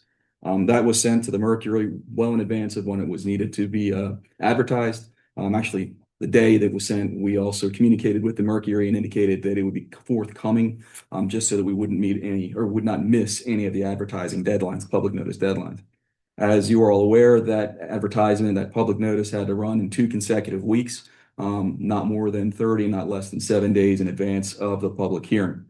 The Mercury, after we had asked the Mercury and after some of the residents here had indicated that there seemed to be only one public notice published in the Mercury, we reached out to the Mercury and they did inform us that in fact they made a mistake and did not make the second run of the public notice. So as a result, that public hearing was only advertised, was only noticed one time.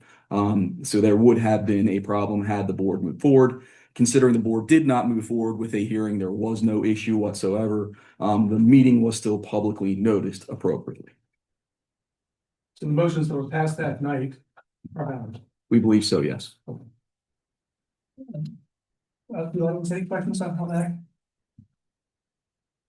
Okay.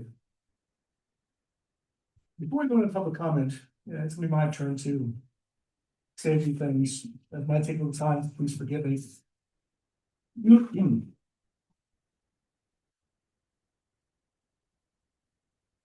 It's no secret to a number of you who know me what I think and feel about what's happening in Washington. If anybody follows me on Facebook, you know exactly how I feel. My purpose tonight is not to use this time, your time for that matter, to launch into a diatribe on the current occupant of the White House. However, the First Amendment is under assault. And that's unfortunate.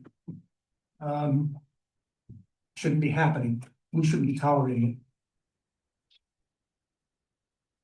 What happens in Washington cannot and should not happen here. I know that a number of you expressed some serious misgivings about the town hall meetings we had on data centers. Some actually questioned whether or not the town hall meetings were nothing but a sham. They weren't. We went out of our way to provide forum to hear all the residents, and residents came forward. And they spoke sometimes with great anger, sometimes with great emotion. Anger is protected speech. Emotion is protected speech. And no one here, sitting up here, can or will criticize anybody, any resident, for expressing his or her view with emotion or anger. That said, there comes a point where the First Amendment can be taken too far. I'm gonna go back now to the national scene. I have friends overseas and others who have commented on my posts and other posts, asking, what has happened to America? What's wrong with you people? Have you lost your minds? The response from many, those who have hope, they are a rare breed these days, have said, no, we're better than this. Yet millions of Americans, by their words and their actions, seem to be saying, oh no, we're not. Oh no, we're not. I wonder if what happened at the last two meetings we had on the data center is a reflection of the national scene. And unfortunately, my feeling is, yeah, unfortunately, we saw some of that. It's one thing to be emotive. It's one thing to be angry. But when we act sometimes as a mob, or sometimes with, in my case, dismissiveness, as much as the First Amendment was, as much as we acted in complete accord with our First Amendment rights, we started the process. We conveyed images, conduct, and words that were not the best of us. They were the worst of us. Michelle Adams. I didn't know Michelle at all until I saw her in action as an expert witness. She was put forward by the EVA. Now, I have in my career examined and cross-examined expert witnesses. I've prepared expert witnesses. And I will tell you this. I sat in complete awe of Michelle. Her grace, her calm demeanor, the ability to use logic, brain power, facts and data, and take those facts and data of a very complex nature and bring it down to a level we can all understand, were just amazing to me. She was, in my view, one of the finest experts I'd ever seen in my life. She's the model by which most experts should judge themselves. And I got to know her afterwards and work with her, especially on the most recent data center ordinance. Michelle's no fool. And she doesn't hold back. But whenever she comes forward with an opinion or a view that's contrary, she does it in a very deliberate way. Again, not condescending, not with anger, but with pure logic. She relies upon reason. And I respect her for that, as we all do. I think it's safe to say Michelle's probably one of the most esteemed residents we have in this township. It was disheartening, therefore, when she was shouted down twice by a couple of residents. That never should have happened. But what was equally disappointing is that those of you who championed Michelle and were here in the audience didn't come forward and say, let her speak. The moment when Michelle needed you, the people who respect her, come forward and let her speak. When you remained silent, it was just as bad as if you had shouted her down. That was wrong. It was the worst of what you could possibly have done. when an individual came forward in the last hearing to congratulate the board on giving people an opportunity to speak and expressing his hope that we would proceed with the ordinance, he was immediately shouted down. That was despicable. Are you serious right now? I'm very serious. Okay, just making sure you know you're being recorded. I know. Okay, that's good. No, that was despicable. It was free, it was protected speech, to be sure. But it was taking the First Amendment to the nth degree. Here in this room, every person has a right to be heard without being shouted down. And yet the audience didn't let him do that. Why? Because what he said didn't square with the opinion of most of the people in this room. That's wrong. It's because he wasn't a resident. Doesn't matter. We had people. Katie, can't do this. Can't do this, Katie. Katie, you can't do this. I can't. We had, Katie, now, Katie, please not interrupt. This is another thing. Proceed with your monologue. This is another thing. This is another thing. When people are speaking, we can't have interruptions, ladies and gentlemen. It's inappropriate, it's offensive. Steve, stop him. No, back. All right, now this happens one more time, I'm gonna ask you to leave. Proceed. All right, Chief, please escort Steve out for 5 minutes. Thanks, sir. I'm out. You interrupt people constantly. You're one of the most. Leave right now, please. Consistent. Please leave right now. I've heard enough. Back in 5 minutes. Heard enough, believe me. We had people from Springboro who are not residents who spoke before this gentleman. So it really didn't matter whether he was resident or not. Yes, it did. He doesn't live anywhere. It doesn't, Katie, I'm gonna, Katie. All right, Chief. Yeah, you can follow your own rules. Chief. Bob, we got Chief, please. We're not gonna have this anymore, ladies and gentlemen. We're not gonna have interruptions anymore. So you're gonna replicate what's happening in the federal government. We're not gonna have, Chief, please escort Katie out for 5 minutes. But you were explaining to these announcing. Here's the interruptions, Katie. We're not gonna have interruptions You anymore. wanna use them like the National Guard and Trump about what you're doing? 5 minutes, please.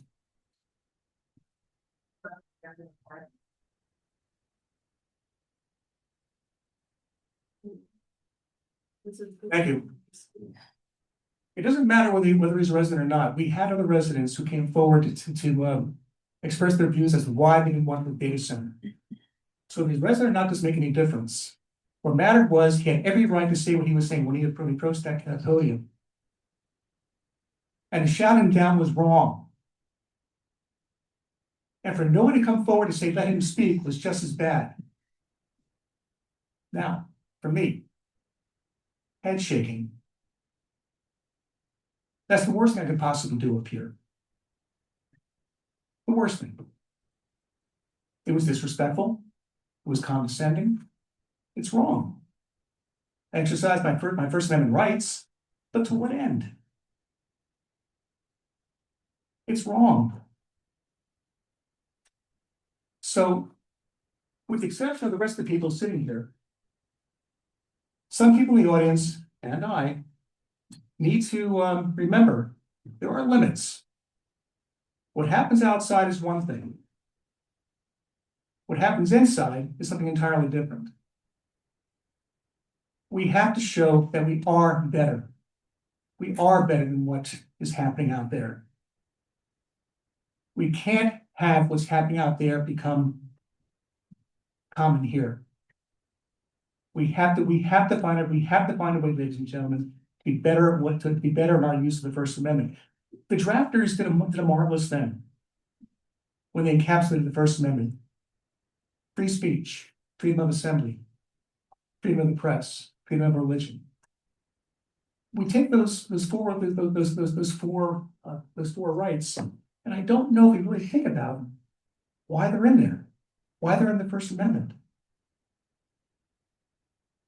The framers envisioned robust discussion. But at the same time, they realize there are constraints. And the constraints are societal. Common decency, respect. Common decency and respect. Those two factors have got to be the hallmarks of how we conduct ourselves in this room. I can't control you outside. But I can sure do it here. And I will. So my promise to you is I'm going to do whatever I can on my end to tone it down. Big time. I have to. Look, folks, when I ran, I made it very clear my platform. We're here to listen, and sometimes what's said is unfair. And that comes with the territory. We can't hold it against you, we won't. But try your best,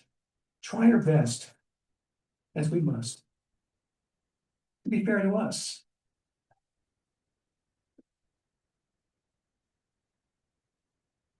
Fairness is one thing. There are things that were said online where we were called corrupt. Corrupt. Be very careful about that, ladies and gentlemen. That's the that expression generally is protected speech. Generally. There comes a point in time where that kind of a statement can cross the line into unprotected speech. Slander, libel. We pass that for a moment. Why do we reach for that? Why do we reach for that epithet? Aren't we better than that? We see this all the time in Washington.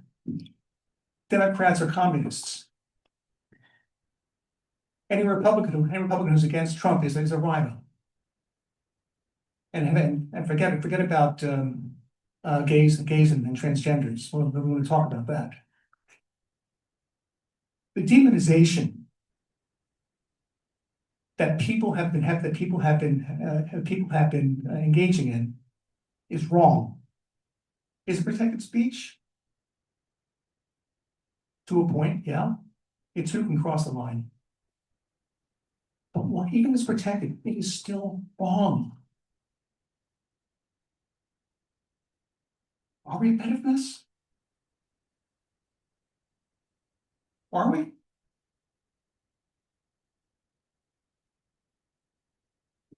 And those of you who work with us, who know better,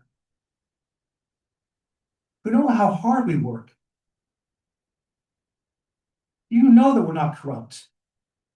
Where were your voices saying, wait a minute, this is wrong? Why were you silent?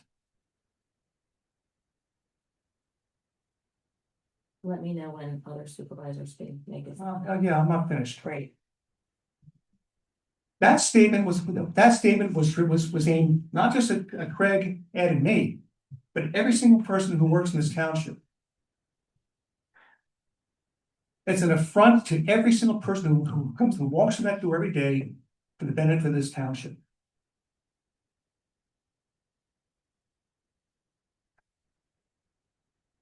You're better than this, aren't you? We didn't deserve that. We didn't deserve that epithet. It's not just wrong factually. It's wrong morally, ethically. It's beneath the dignity of a resident. Be angry with us. We're not always going to say, we're not always going to do things that you're going to like. I implore you to understand and appreciate that every one of us, all three of us, are here to represent the best interests of this township. Sometimes our view might not square with yours. That doesn't mean we're corrupt. Not even close. It means we have a disagreement, ladies and gentlemen. And if we can't have a disagreement without being vilified, then God help us. And we're no better than what's happening in Washington. If you want to change what's happening in Washington, it starts right here in this township. So let me repeat. My comments aren't just directed at you, they're directed at me too. This is a new year. Let's move forward, knowing that we're all in this together. We may disagree. Heaven knows what's going to happen in the hearing. What I can promise you is, all three of us, we're going to take into consideration the testimony, documentary evidence, and the law. That's what we have to do, that's what we will do. What I'm asking all of you to do for us is to respect the process. And have enough faith in us, that we too will respect the process. Without regard to the upcoming hearing. When you come here to our meetings, whether it be a town hall meeting or our monthly board meetings, please come to the podium. We will respect you. Please show us some respect too. That's all we ask. If we don't get it, well, there's not much we can do. What I can promise you is this: you'll be welcome back. You will be welcome back to the podium. That's the way this is going to work. Nobody is going to even. I had 2 people ejected. They're welcome to come back in any time. They're welcome to come to the podium anytime. They will be respected every time they come to the podium. But we cannot have interruptions any longer. That simply is not going to fly. It is inconsiderate. It's irresponsible, and it's just not going to happen again. And I'm sorry I had to do this. I didn't want to, but we can't have people taking over the meetings. I'm sorry. Okay, I've said enough. Yeah. There are 3 people with their hands raised. I can wait until I'm sure they're gonna speak There's 4. related to this. There's 4. Go ahead. Happy New Year. Hey, I just want to say that, I was at the meeting and I never really speak, and it felt kind of disrespectful that he was able to speak before other residents. I understand everyone is able to speak, I do, but we were told that residents would be able to get to speak first. And then when we ran out of time, that was just like, oh, well, we heard enough. It's Okay. from everything that I've seen here, I understand the respect, but like the interruptions, the head nodding or back and forth, like how can we trust someone who's saying that or doing that when we're talking? Like that to me feels disrespectful, and then you're asking for our respect. I don't know. It just is hard for me to understand all that. I don't know. That's just my piece, and I don't like to speak up about certain things, but that's I've seen it time and time again coming to these meetings, and I understand, you want to have this orderly meeting and less interruptions, but it has to go both ways. You say trust and respect the process. How can we trust and respect the process if we can't trust you? That's all I have to say. Okay, thank you, Hannah. Next, Joanne, Happy New Year. Happy New Year. Thanks for taking my call. I just wanted to kind of piggyback on the last caller, just to ask if the board could consider just allowing all residents to speak in the future before outside residents, no matter what the opinion is, that you guys could take that into consideration. And I do agree also with that last caller and with people who have spoken there today, that We certainly want to trust the board as we elected you guys as our board leaders. But I do agree that trust has to work both ways. And Mark, it seems like you're kind of off to a rocky start by giving people 5-minute timeouts right off the bat. So I know that people are very passionate about what they want to say. But it is concerning that you're trying to push, how you want these meetings to go. And right out of the gate, it kind of fell flat. That's just my opinion. And again, like the other person before me, I don't speak a lot at these meetings, but I would love to see them go a lot smoother and give the respect to not only you guys, but also to the residents who want to say their piece. So thank you so much. Thank you, Joanne. Let's remember, Joanne, we did say we wanted to hear from the residents first. That's what Craig had said. But unfortunately, people from the borough came up and started to talk. I guess Craig could have said, you're not a resident, please sit down, let's hear from the residents first. Craig allowed them to speak. So it's, when we set the rules and the audience wasn't following the rules, there wasn't much we could do. Now, as Yeah, far I as mean, if we can consider it going forward, that would be fantastic. Because a lot of people stayed up online. You guys had to stay up. We all had to be there. And for people to go first because, they're pregnant, or go first because they have the loudest voice, I don't think that's fair. And I think that all the residents should be heard if they have concerns. Joanne, I agree with you. Thank you. But as far as what I did tonight, I didn't want to do that. But we can't, but Joanne, the interruptions have got to stop. And the only way we can do this is to have people removed. It is not what I want to do, trust me. And unless you're not aware of this, but I was chairman in 2024, and we never had this issue. So this is a problem when people's passions get to the point where they I think they allow their passions to get the best of them. Who's next? There's no other hands raised. Anybody else? Yes, please. Yeah, bring in the mic. Yeah, please. Thank you, Chris. Thank you. Thanks. Paul Chrisman, Lake Drive. Some of our community is wondering whether the Keene Road project is finished yet or not.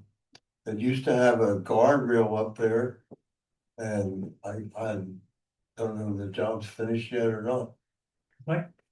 Some years ago, before they ever put a guardrail in there originally, a car went off of it over there down almost into the lake. So I was wondering if that's. Where do we stand? I can follow up on that. I do believe a guide rail was on the plan to be installed, so we can find out when it's going back in and when it'll be installed. So we can follow up with you on that today. All right, thank you. Okay. I think we're up to a bad start here for 26. This is a poor meeting.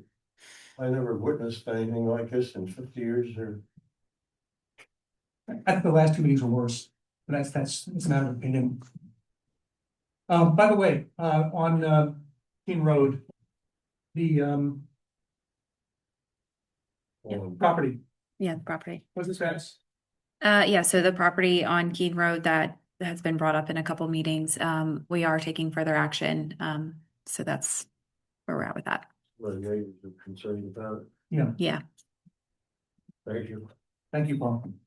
Dan, please. Yeah. Right, so I'm new and I'm stepping into the tempest, right?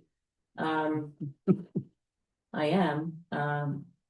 I think that residents are very passionate because this is a big thing coming our way. It's happening across the country. They're not alone, right? And so they're going to bring their passions. And I mean, this is what we've wanted, is to have people get involved.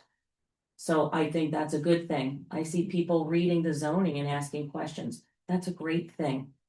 People are becoming educated and participating in our municipal government.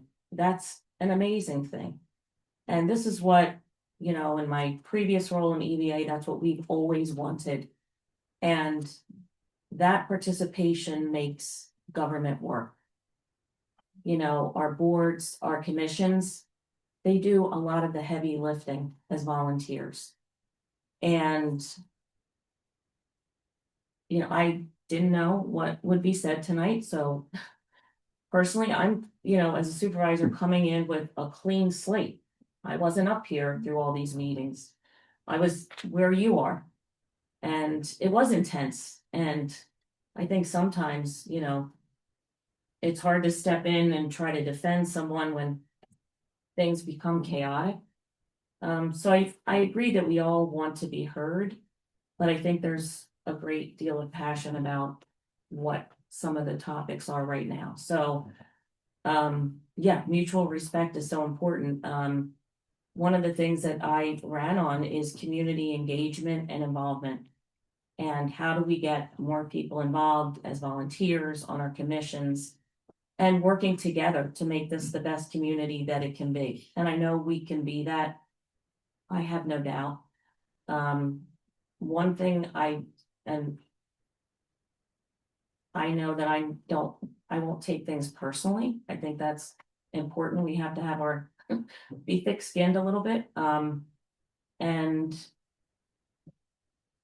I was once in your seat when a supervisor, and it was with the Ruth Farm, and the developer was trying to change the zoning and put 220 houses, and he rolled his eyes at me. And I said, please don't roll your eyes at me. I know what you're giving up to be here. I'm a mom, a wife. I'm a single mom during the week because my husband goes to Connecticut. We're all here because we care. And I know that's why you're here. The one thing that I'm hoping to bring as a new supervisor, I'm really into process, right, Chris? Yep. I had a life at Vanguard. I was project management, multi-million-dollar projects. I'm all about process. So I think if we could work through, public comment can be challenging when you've got hundreds of people and it's going on for hours, but I will do my part to try to instill a process that I think is fair to everyone. And hopefully can make things run more smoothly. That's what I'm hoping to do. So I agree, it's about mutual respect. As I stated at the beginning, I want to keep it local. Sorry, Mark, I don't care about the national issues when it comes to this township. I care about what's happening right here, right now. And, I look at it as Joanna, you and I daughter middle school together. If the girls were sitting here, they'd be like, what just happened? So what would our kids think? Those kinds of things go through my head, but I hope to bring process. I'll respect you. I think you'll respect me. I think we'll work together really well. I appreciate all of you, and please keep showing up and telling us what you want. I don't know when I get to ask Joe about, I'd like to launch or talk about an annual goal planning. It's one of the things that I wanted to bring up. I'd like to do goal setting for the township. Well, it's funny you should mention that. I ran on proactive planning, so hearing from the public as well as our boards and commissions, and then what the board thinks and the staff, and together we craft a plan annually. And then I know we're going to start talking about comprehensive plans and strategic plans, which are more 3 to 5 years, but we still have to have an annual plan because that drives all the work that we do in our budgets and priorities. So I did want to put that out there, and maybe it's something we can talk about, like an approach to that, and hearing from all of you and what's important to you, I think is something we need to do. But I appreciate you listening to me, and I hope that I can bring some of my skill set from my professional career that will help, in a process, very project management kind of way, not to make it so regimented, but I think it's really important because it sets expectations that we can all follow and rules as well. So thank you for letting me speak. Sure. Before Craig goes on, I'm hopeful that we can present the to-do list at the next meeting. So we have your suggestions. We haven't gotten Craig's yet. So in an executive session, we can talk about the list, put it together, and knock on wood, be prepared on the next meeting in February to. Yeah, I think yes, absolutely. That's what I plan on it's, doing. I mean, that's a straw man, right? So then we have to take that and get other folks' input and That's the right. public as well. I participated I'm very involved with the school district, by the way, with OJR. So I went to all their strategic meetings and they went through that. So it was a great process. Any resident that wanted to come and participate, they only had about 50, but we all got to participate and, went through a prioritization exercise. Not everything that the residents wanted got adopted, but it was a great exercise. And I'd like to see us go through something similar and would like to talk and work with Bob on how we can facilitate something with that. Thank you. Before we go further, Greg, do you want to say something? No, that's okay. Bob, anything you want to add? Joe? No, thank you. Kevin? Only that there's 2 comments online. Let's take the 2 comments line if you don't mind. Go ahead. Becky, you're on the air. Happy New Year. Hi, Happy New Year. I don't have anything in regards to the current conversation. I think everybody ahead of me did a nice job. I actually had something for the public comment portion, and since it seems like we're kind of moving into that, would it be okay if I ask that question? Absolutely. Go ahead. Awesome. So my question is just a couple of questions actually, but they're very brief, about the zoning validity challenge that was submitted by Penhurst Holdings.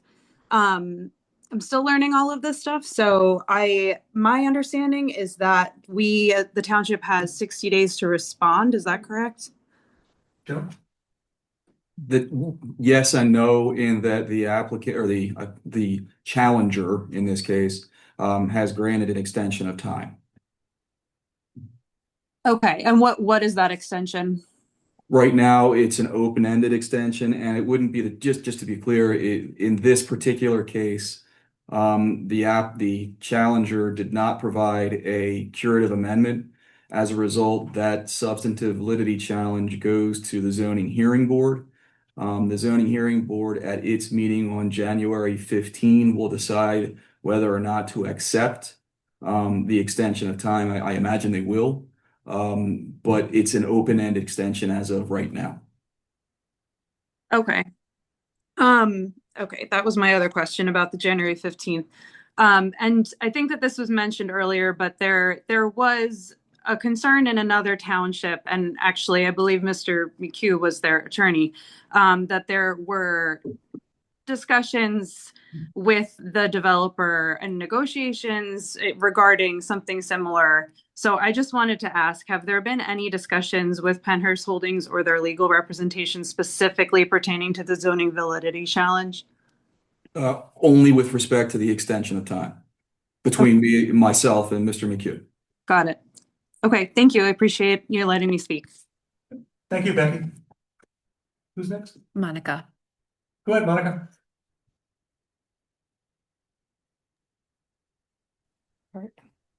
Hi, can you hear me okay? Oh, that's not Monica. Monica, what happened to your voice? Obviously, this is Kurt. Hello, Kurt. Valley Creek Lane. And I want to bring up something we brought up at the last Planning Commission meeting. We mentioned it to Bob. There is a persistent noise from our direction coming from the west.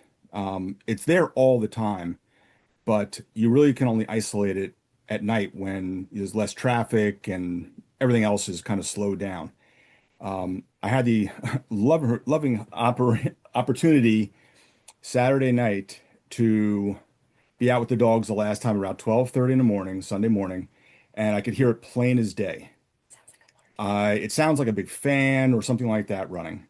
I hopped in the car and drove around for about a half an hour stopping, turning the car off, doing the whole thing. So I got a real clear, view, if you will, and tracked it all the way to the nuclear power plant.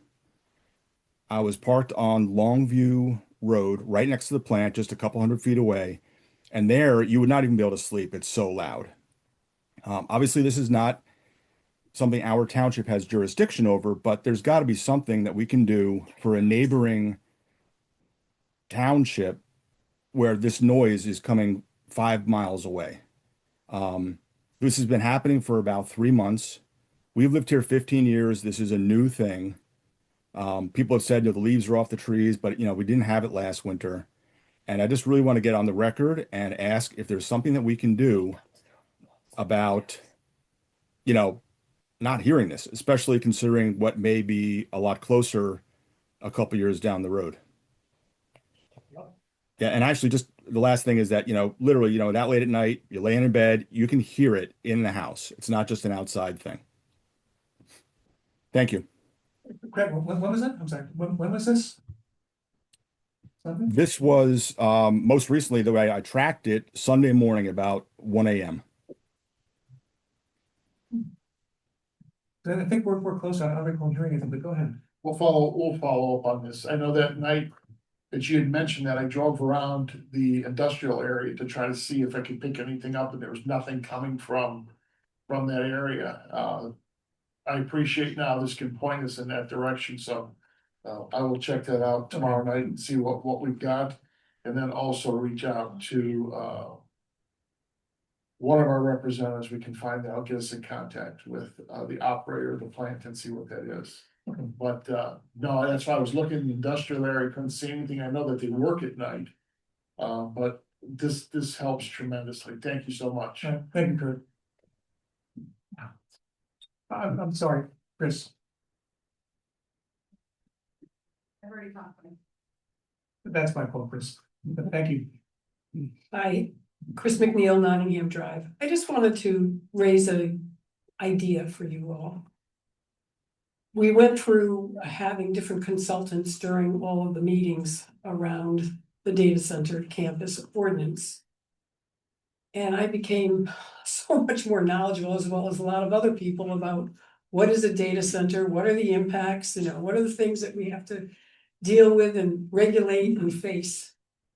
And as I observed our township consultants that were brought in for that particular topical area, I think that there's a gap in consultants that should be advising you all, especially as we're coming up potentially to a conditional use hearing. So I would like you to consider the thought of having somebody who is an air quality specialist, that somebody who would deal with, maybe our sewer people will do it, but with this water issue that's coming forward, they are proposing to use some of the water that's been cleaned from our sewer plant. But what kind of water consultant could you bring in to really advise you on some of that? The third piece that I wanted to talk about is the sound engineer. I think many of us felt, I know that the fellow gave us a good effort as he was in the airport, but quite frankly, I know you all have heard about my pal, Kevin Coyle, in Virginia, but he's part of a whole group of residents that hired a sound engineer. That I know that we did a lot of work in the arena of sound, but there's still more that could be done. And we could have, I think, a better consultant on sound. That's just my opinion. And I'm just raising it as you go through a very technical and complicated conditional use hearing, that I wish for you all to have the best consultants and a wide berth of consultants that can work and give written reports, just like we have, we have an engineer gives a written report, we have a planner that gives a written report, but that you would have other specialized people helping you, give you advice and reporting. That's just my opinion. Hold on just for a second. Can I just stay if you don't mind? Joe, process. We're here The township is not a party to the proceedings. Correct. So so who would be responsible for gathering the contact, appointing contact the consultant Chris is suggesting and bringing up reports forward? Sure. The consultants that the township could potentially engage, much like the township's consultants that have already been engaged, would provide, for all intents and purposes, review letters on the conditional use application, and information that would be presented during the hearing. So right now, Gannett Fleming is working through review letters, or its review letter for the conditional use application, which will hopefully be done by the end of this week to provide to the Planning Commission for its meeting. Together with that review letter, or included with that review letter, Gannett Fleming has hired TPD, Traffic Planning and Design, to provide comment relative to traffic. Natural Lands has provided its review letter as well, so the process will be the same. Okay, but I think Chris is talking about different consultants. He- So, I'm saying, yes, given the kind of the technicality Right. of everything that you're having to deal with, I think that there are some gaps. Understood. And I am recommending that you carefully consider adding some more consultants to really give you the proper technical advice. Right, I think I may not have stated it correctly, but those consultants would be the township's consultants and provide review, much like the current consultants provide. I Right. think that's what you're Yeah, because suggesting. I feel that there's a real gap. Understood. okay, So I just wanted to give you my opinion right, in a helpful manner, and I hope you take it seriously under advisement. Thank Thank you. thank you, Chris. Steve. Actually, Steve, I'm sorry. Larry. That's Larry. Was it Larry? Yeah. Goodbye, Steve, I'm sorry. Yeah, similar shirt. Plaid, right? Good.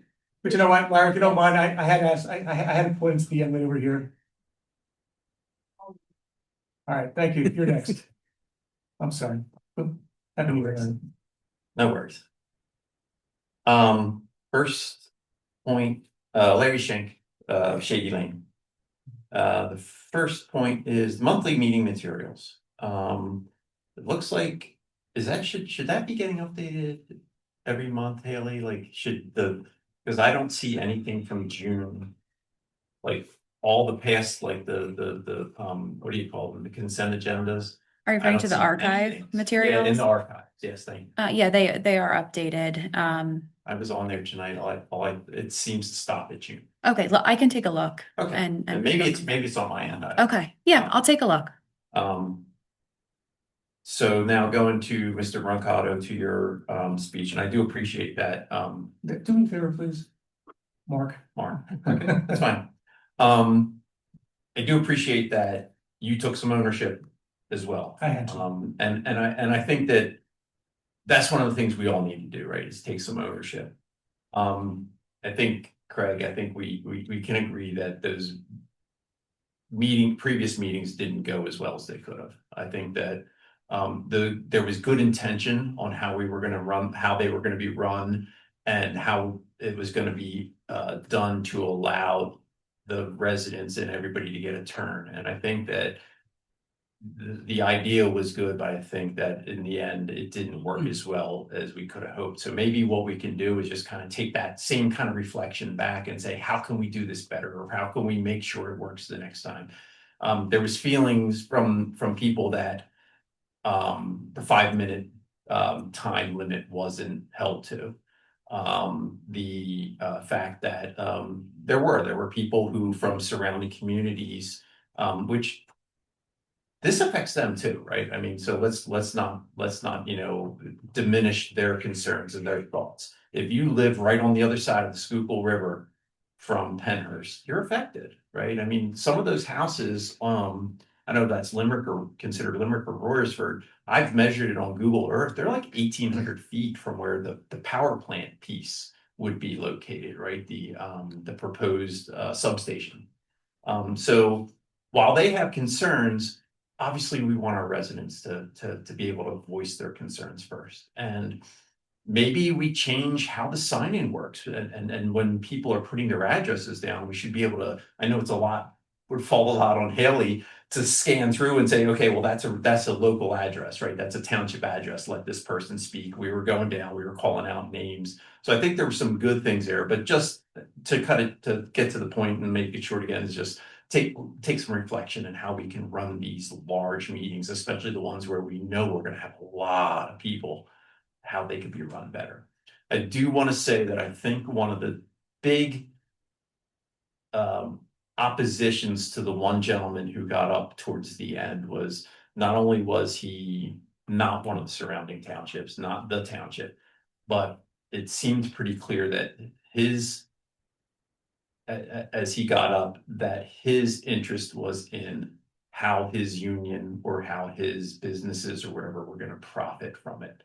And I think we also need to be respectful and understand the fact that it's one thing to live here and be affected by it. It's another thing to say, hey, I represent this union or I represent this trade or whatever it may be. I want my people to make money off of this, right? Because at the end of the day, they'll come in, they'll do their jobs, they'll collect their paychecks, it'll generate some tax revenue, and then they're going to be gone, right?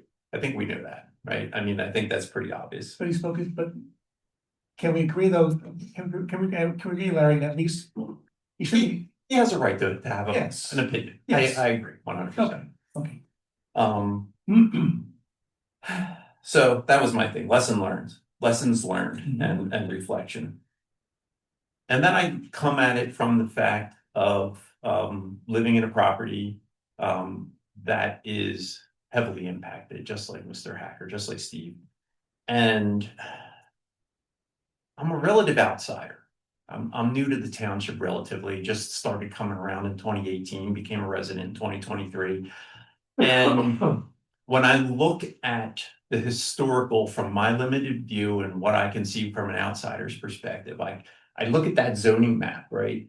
And I see, in 2011, that whole area was low residential. And a lot of the people we talked to and a lot of people we've heard from, they bought their houses before that, right? They bought their homes way before that. And then at some point in time, it all got changed. And it got flipped. And now all of a sudden, in 2011, nobody had any thought or any idea that this monstrosity, called a data center could even be a thought process to be put where it was. I think when people bought these homes, they originally thought it's going to be, low density residential. And now we're looking at, as things have evolved over time and things have changed, this scary proposition of what could possibly be in our future. And you see a lot of green, you see a lot of preserved space and everything else on the one side of the township, but then up in this one corner, it just seems almost, I'm going to say it, almost unfairly burdened by this IMU. And so I think this is one of the reasons why some of the people are so upset and so concerned about what's going to go in. And I mentioned it in one of the meetings that it seemed like a couple of years ago, we were on a path of actually having open discussion. And the developer came to us. We expressed a lot of concerns in that meeting. It was August 2022, I want to say. We expressed a lot of concerns, but I was like, okay, we got it out on the table. Maybe they'll go back, they'll put things together and maybe come up with some different ideas, and then we'll get together again and continue the discussion. Maybe I was wrong thinking that that's what was going to happen, but I really kind of thought that that's what was going to happen. I thought that we would have open discussion and that we would have people sitting down and trying to work through what best fits the developer or the owner's interest while also maintaining the interests of the residents. And I think that's part of the dialogue that's broken, right? Is that there's a disconnect, and people online are accusing those of us who are against the data center of being NIMBYs, and they're accusing us of not wanting anything back there or whatever it may be, and that's not true, right? We just want a use for the property that has a minimal impact on our lives, on our livelihoods, on our peace, on our ability to go home, sit in our house and enjoy, you know, the life that we've expected to build for ourselves there. So it's a very passionate, very passionate issue for us. So, thank you. Thank you, Larry. And again, you got my email. It truly, it was a spelling error. It was an autocorrect. I would never have misspelled Ed's name that way. That was totally, and that's why I shouldn't compose email on my Apple devices. So thank you. Larry, thank you very much. Please.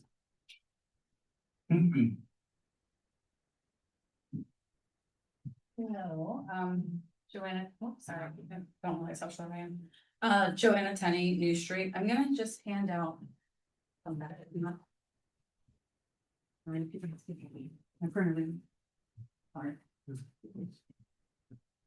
Sorry, my printer ran on ink, so Bob can't get a copy. You can look it up if you want them. So I just wanna talk a little bit about the zoning chapter in the municipal code. Chapter 27, part 17, under physical performance requirements. In the purpose section of the chapter, which I've highlighted for you, it specifically states the following standards shall apply to all uses in the district of the township. Letter I talks about public health and safety.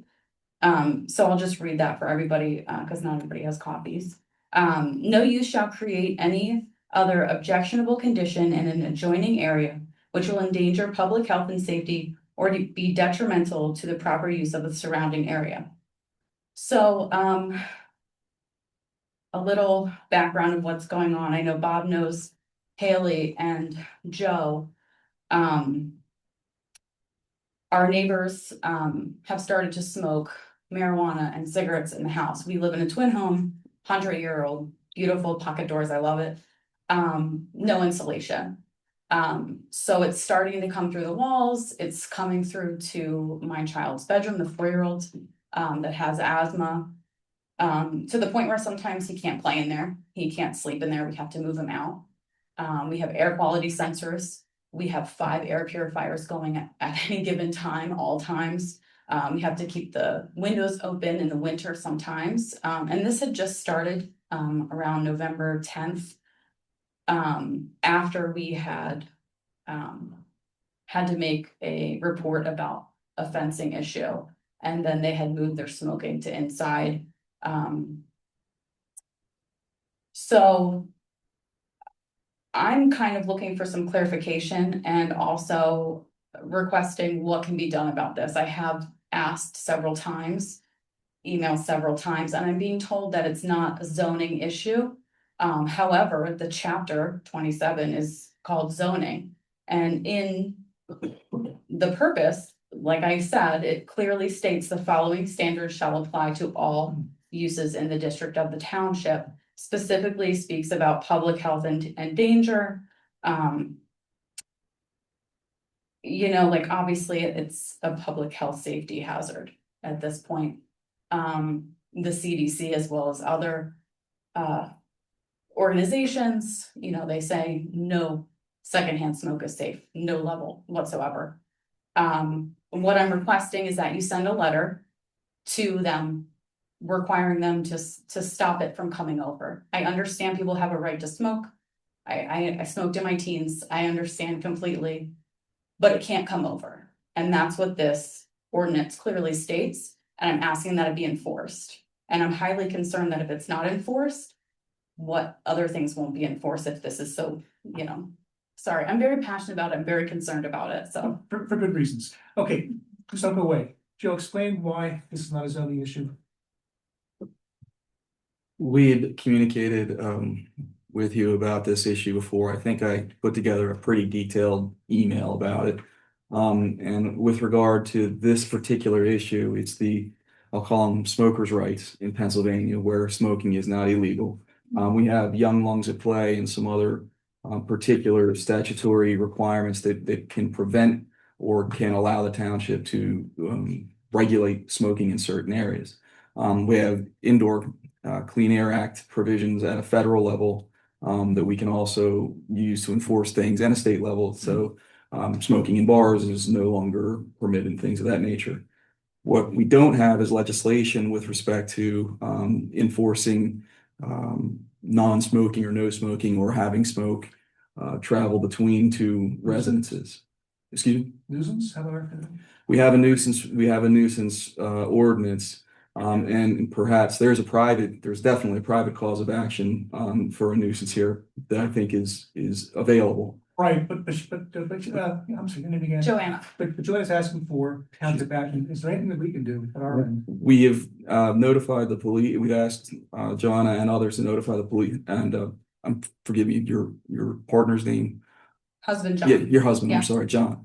To notify the police if they found any kind of paraphernalia or the smell of marijuana smoke or anything of that nature. On the smoking in general, generally speaking, when it comes to noxious odors and fumes, it's very difficult to actually catch the act as well. So even if the township were to have an opportunity to enforce, we'd have to catch the act itself. So do you want me to call you? Because I have it recorded of how many times it happens a day, when it happens a day. Call Mr. Zinkowski, sure. Come over and smell it. We'll send the police right away. And I would ask, I'm sorry. I would ask that you dial 911 when you have that. This way it sets a record for yourself as well as time and day of when that happens. Police will respond. So I've done that multiple times, and we've Good. also sent pictures of paraphernalia that they have left on the porch. And I understand that there is like medical marijuana laws and all these things, and I completely understand that, and I respect that, but my children and my husband and I should not have to smell or inhale or ingest other people's medication. And I know you said Assuming it's obnoxious. medication. Huh? Assuming it's medication. Correct. Yeah, that's true.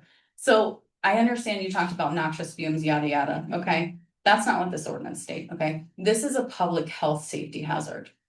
Because my children have asthma, my husband has asthma, okay? I have a member in my household that has a disability of asthma. Mhm. This is a public health and safety issue. And if it doesn't cover it, what does it cover? Because this is an adjoining area. We live in a twin home. That's an adjoining wall where it comes through. So I'm confused of where this doesn't apply to my home. Can I ask a question? Do Sure. they own the unit or do they rent? They do own. Okay. Yes. We we've been- went through that one. Okay. And again, you know, So, Joint question. yeah, The area itself is zoned. So the zoning ordinance you're talking about is how we set up our areas for habitation, whether it's high density, medium, low density, commercial, you name it. So that's what the zoning ordinance deals with. What you're talking about is something that goes beyond the ordinance itself. And we're taking it back to the other question, do we have anything right now, is there a nuisance ordinance that would apply? We have a nuisance ordinance. We can look into it further to see if it applies. Please, let's do that.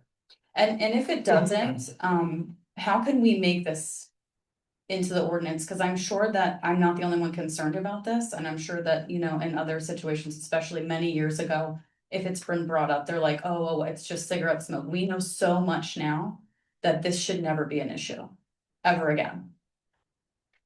I'm not angry. I'm just very direct. That's all. Oh, no. Okay, fine. No one's complaining. You're fine. It's just that, again, you're looking at a zoning ordinance and that's not, you're taking the ordinance and you're taking it beyond what its purpose is. The zoning ordinance is not unit specific. It deals with areas.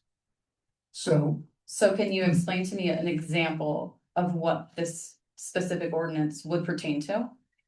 again, when we set up and we've already done it. Just because it talks about adjoining areas, and that means in the EBT code, adjoining definition is touching at some point. Yeah. So I'm just confused. Joe, can you explain, please? Yeah, the public health, safety, welfare, the general criteria, I don't have it sitting in front of me, but the general criteria you just provided to us up here, the public health, safety, welfare is not specific to one residential unit. The public health, safety, welfare is the public at large, the general public. So as I explained to you in my email previously, when you have somebody who has a a higher sensitivity to something, for example, like your family does. There are doctrines in the law, eggshell plaintiff, things of that nature that may lead to causes of action that you could have outside of the zoning code. But those types of doctrines do not apply in a zoning context. Okay, so can I just have an example of what that would really look? I really don't understand. I'm very new to like reading the code, so like forgive me, but like I just don't understand where else this would apply. I mean, it's talking about uses, Joe, versus, again, I'm I'm a use- lay person too, so. Yeah. I look at it as, this isn't addressing the actions of a human to create this nuisance against you. It's about the use itself. Let's say the tire burning, that would create these new, because it's talking about uses, not the person or individual creating that nuisance, which is why I agree with Mark that we should be looking at what nuisance ordinances we have versus the use itself creating the smoke or the ash or the vapor versus a human being. That's my interpretation of the difference between zoning and. Pretty good. Okay. Right, so but like they use their house to smoke, right? And can you explain to me what objectionable conditions is? Can you explain that? No. Okay, so law insiders definition is any condition that is disruptive to the quiet enjoyment of a neighboring residential or business uses. So it says residential as well. And again, it says it applies to all zoning, all zones in the township. So like, I feel like I'm not really getting answers. Like, we're trying the best we can here, and I understand it's a unique circumstance relative to what you're dealing with. But again, you're looking at a residential use next to a residential use, a permitted outside of the, illicit drug issue, something that's not illegal or actionable, if you will, in Pennsylvania, where people are allowed to smoke in their houses. Again, you have a very, your situation is somewhat unique as compared to the general public at large, in that you have unique sensitivity in your household. So again, when we're looking at the zoning code, we're looking at its application across the township. We're looking at its application to the uses. And if you have, we'll call it ancillary uses that are permitted in the sense of not being illegal, I just don't see how the township has anything other than perhaps its nuisance ordinance to look through, which I said, I'll go back and take a look to see what's there. And if there is, I'll do some further research on that particular issue. I just don't see how it's not enforceable here. It's not a question of enforceability, it's a question of application. I think what Joe's trying to say is. Yeah, please It's- explain to them. Yeah. It's. You're taking a zoning ordinance and looking at it and you're applying it to a particular incident as opposed to what a zoning ordinance is designed to accomplish. The zoning ordinance deals with use of land. You've got two properties side by side which are residential. That's it. So when the residential use falls squarely within the section that you're relying upon. Now, what we're talking about here is how people are making use of what people are doing in their property that's offensive to you and your family. That's not a zoning issue. And clearly, it's a nuisance. And a major nuisance. And if our nuisance ordinance applies, that's something we can deal with, we can do. If it doesn't apply, I don't know what we can do as a township. So if it doesn't apply, how do we make it apply? Like, how do we get that written in an ordinance? How is an ordinance created? I'm so sorry for taking up everybody's No, you're fine. It's, well, I guess something we'll have to talk about, I'm not sure. Yeah, that's going to be a tough one. We can look into it, but again, Pennsylvania has not banned smoking in residential areas. Pennsylvania has not banned smoking outdoors. we can look at the particular use, but again, But there must be some limits, some things we can do. I mean, that's where nuisance comes in, right? right, and you have private causes of action. Well, For particular- But, I mean, we do have certain nuisance ordinances dealing with, bamboo, for example. Yes, we do. So let's look into it. We can look into it further. I really appreciate it, because I don't know, you know, cold down is gonna get colder, I'm sure. Exactly, but don't underestimate the proper cause of action that you might have against them. Joanne, I'm sorry, I know that doesn't sit well with you, but there's so much we can do. Yes, ma'am. The tone totally. Jane Farm, 1208 West Bridge. I just want to thank the Public Works road crew for salting the roads. As soon as it snows, I leave for work. Seven Stars Road is beautiful every time. So just thank you. Thank you. Thank you. I will pass that along. Thank you. Yes, please, Katie. It was for 2 years, so not. Katie Most, I have a hodgepodge, I'll go quickly. Trying to catch up on the comments that were made because, I think our main disagreement, on decorum is that there's this perception that decorum means, that there's an allowable effort to silence people when they're saying things that maybe isn't liked all the time or isn't, perceived as welcomed based on opinion by some of the people on the board. And so I want to be very clear that decorum aren't rules set to limit public comment or the First Amendment. Decorum is to establish a fair process. So the First Amendment isn't limited when somebody interrupts someone to make a statement of fact. And I think that what I've heard prior to your monologue, Mark, that I probably wouldn't have needed to make this public comment, but unfortunately, the statements that you made were, many of which were factually incorrect. And at first, I just want to touch on your statement about Michelle Adams. I don't know where that came from, but I just want to point out for the record, because it's very important, that she was a former member of the Planning Commission when this site was identified as a brownfield through discussions of planning meeting minute notices or notes, that I found, as I mentioned earlier, from the time frame around the zoning change or prior to the zoning change for the Penhurst site. So it was a known contaminated site. She's also not a brownfield expert, and her letter that she penned to the township manager that's posted on the website in response to my letter containing the Pennsylvania Department of Environmental Protection documentation, she states twice that she did not personally review or read phase 1 or phase 2 reports of Pannoni's own documentation in her letter. So I just want to make that crystal clear to everybody that commending someone when they didn't read the documentation that was provided by the entity with the cleanup submission to the state that was insufficient is incredibly troubling to then pen a letter and try to say that they don't need to clean it up. They opted out when that's not how the Brownfield Act 2 program happens in Pennsylvania. You don't get to self-determine that you're cleaned up or you don't need to clean up. It's determined by the Pennsylvania Department of Environmental Protections.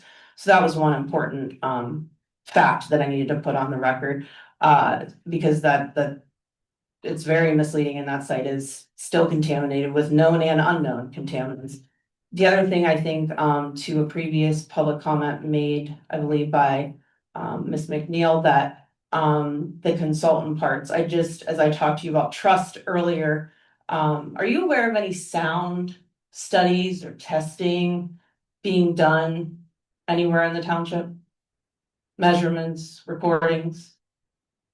In the township? Mm-hmm. The township isn't paying for it.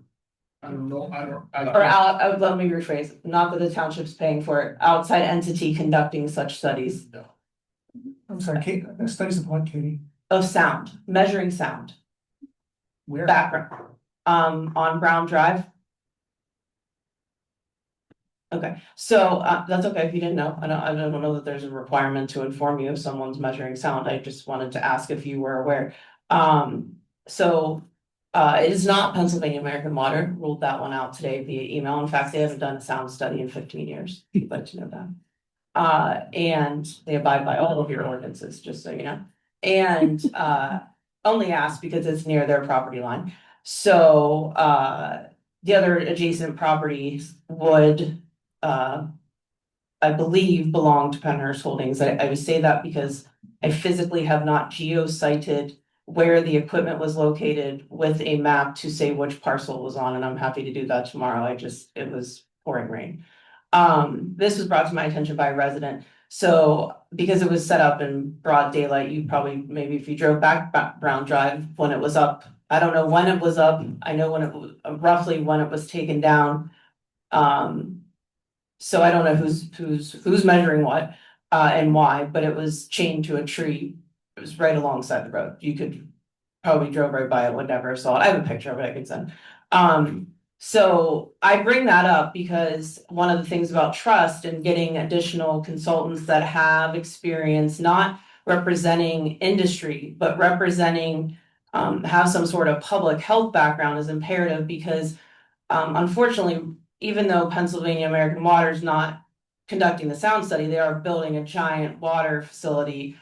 And this same company will make money off contracts with data centers. This is fact, not my opinion. And we are already subsidizing as ratepayers in both of those. So there's been a lot of talk about how the township wants to make sure we're not footing the bill. We already are for both electricity and water. These are dumped into our bills for the build out, the infrastructure, et cetera. So Roger from Gammon Fleming, there's a new name for them though. I think they just got bought out or something, and I'm totally blanking. What is it? GF. GF, okay, sorry, someone mentioned that to me and I missed that headline. They are the engineer for Pennsylvania American Water's project here in the township. So when we talk about trust and all those things, you know, the entity that's going to make money off of data centers, whether they're built here or elsewhere, is, you know, operating and building a place in the township, and their same engineer is the township's engineer for sound. So I just want to point that out as to why it would be a wise idea to find someone that has, and it may need to be someone internationally, to be very frank with you, because the standards overseas from a health perspective are based on health. And in America, they are all based on industry agreed to standards. There is no objective reason to have the setbacks that you're seeing in these other ordinances, even in our own tables or whatever ordinance. They're not based on science, they're agreed to by industry. That's fact. So having someone who could provide feedback and information that sound, no pun intended, but that is based on health and proven mechanisms. We have yet to hear anybody tell us, here's how the massively loud industrial site is going to be quieted. And one of the things that I have read about at length is in Virginia, some of the outside ventilation on some of the data centers there are the cause of the noise. And so there are ways in which those have been attempted to be remedied. This is a matter of cost. So considering that we, the people, are subsidizing all this in our monthly electric bills and water bills, and in Pennsylvania, these data center entities won't have to pay any sales tax on their equipment. It would be very additional salt in the gaping wound to not require proven mechanisms for sound or any industrial thing here in the township. It's not even data centers. Because obviously there is a sound that's being reported, and I heard that sound all day Saturday, taking down Christmas lights outside in the freezing cold. There were no planes. I looked on the flight tracker. It was like a lawnmower coming from the side of my house that's closer to the nuke plant. I don't know if it's the nuke plant. I haven't driven around there. It was the entire day, and I could hear it inside my house, more pronounced on the second floor. And it's actually been like that since the beginning of December. It comes and goes, but it's audible. So I don't know if that's transmission lines being upgraded. I have no idea. It's very difficult to drive around and try to find a sound is what I've learned. So I just know from other neighbors. So all to say is like the issue of what we're hearing here is like there are people asking for remedies or what the proven remedy is on certain things, whether it be for smoking in a neighbor, which that is a nuisance. People have the right to do things in their home, but not if it causes harm to their neighbors. People have right to develop their property, but not if it causes harm to others. No one's been able to point to me the part of the statute, the code, the whatever, the constitution that says you can, what you do is an allowable use even if it harms somebody else. That's completely not true. And so, you know, having public comment to check the box is not a trend that I hope this township, you know, sees fit as a mechanism for having voices heard, because to sit here and say that somebody from another township that lives nowhere around here that will make money off of this should be able to speak before someone that will be directly impacted financially in a negative way, not to mention the health impacts, is a total failure of government. And so we can agree to disagree, but First Amendment rights, you don't get to have a monologue and call out people for just interrupting when lies are being told. So I'm always going to interrupt if the truth is not being told, because in this moment, in this time, in this country, in the federal chaos and below, it couldn't ever be more important to have truth and facts. No time in our history, but now. And I expect that you should expect that of me as your senator. And I expect that of all of you, because if you didn't sign up for this job to do that, then you shouldn't be here. Your legacy will be allowing people in this township, just because they don't live in your neighborhood, to be harmed. No one wants to answer these questions because you're a quasi judicial entity. But the hypothetical question is, do you want to live 300, 200, 400, 10,000 feet from something that will ultimately end up harming you? Fill in the blank thing. Doesn't even have to be a data center. No, you don't. But you won't say it because you're going to hide behind that excuse. And that's fine. But the reality is none of you have to face that right now. You don't live anywhere near any proposed thing that's bad. But when you allow something harmful to happen in one place, it will be allowed to happen everywhere. And if you haven't gone outside of Southeast PA, then you haven't bothered to look at all of the harmful pollutional garbage facing people living in gasland, coal land, wherever. So your job is to protect the public. Your job is to give this board guidance on how to protect the public, not negotiate with developers, not look at tax revenue. Because you know, your earned income tax, you know where your most comes from? That funds 60% of your budget, according to some S&P report from 2021. Veterans home. The veterans home. That earned income tax from that workforce. That's what funds 60% of your budget in this township. So when everybody's property values falls, including all of yours, like it does in Virginia, it's already shown. And when Zillow starts listing that your house is so many miles from however many data centers, maybe then you'll change your mind. Any other comments or questions?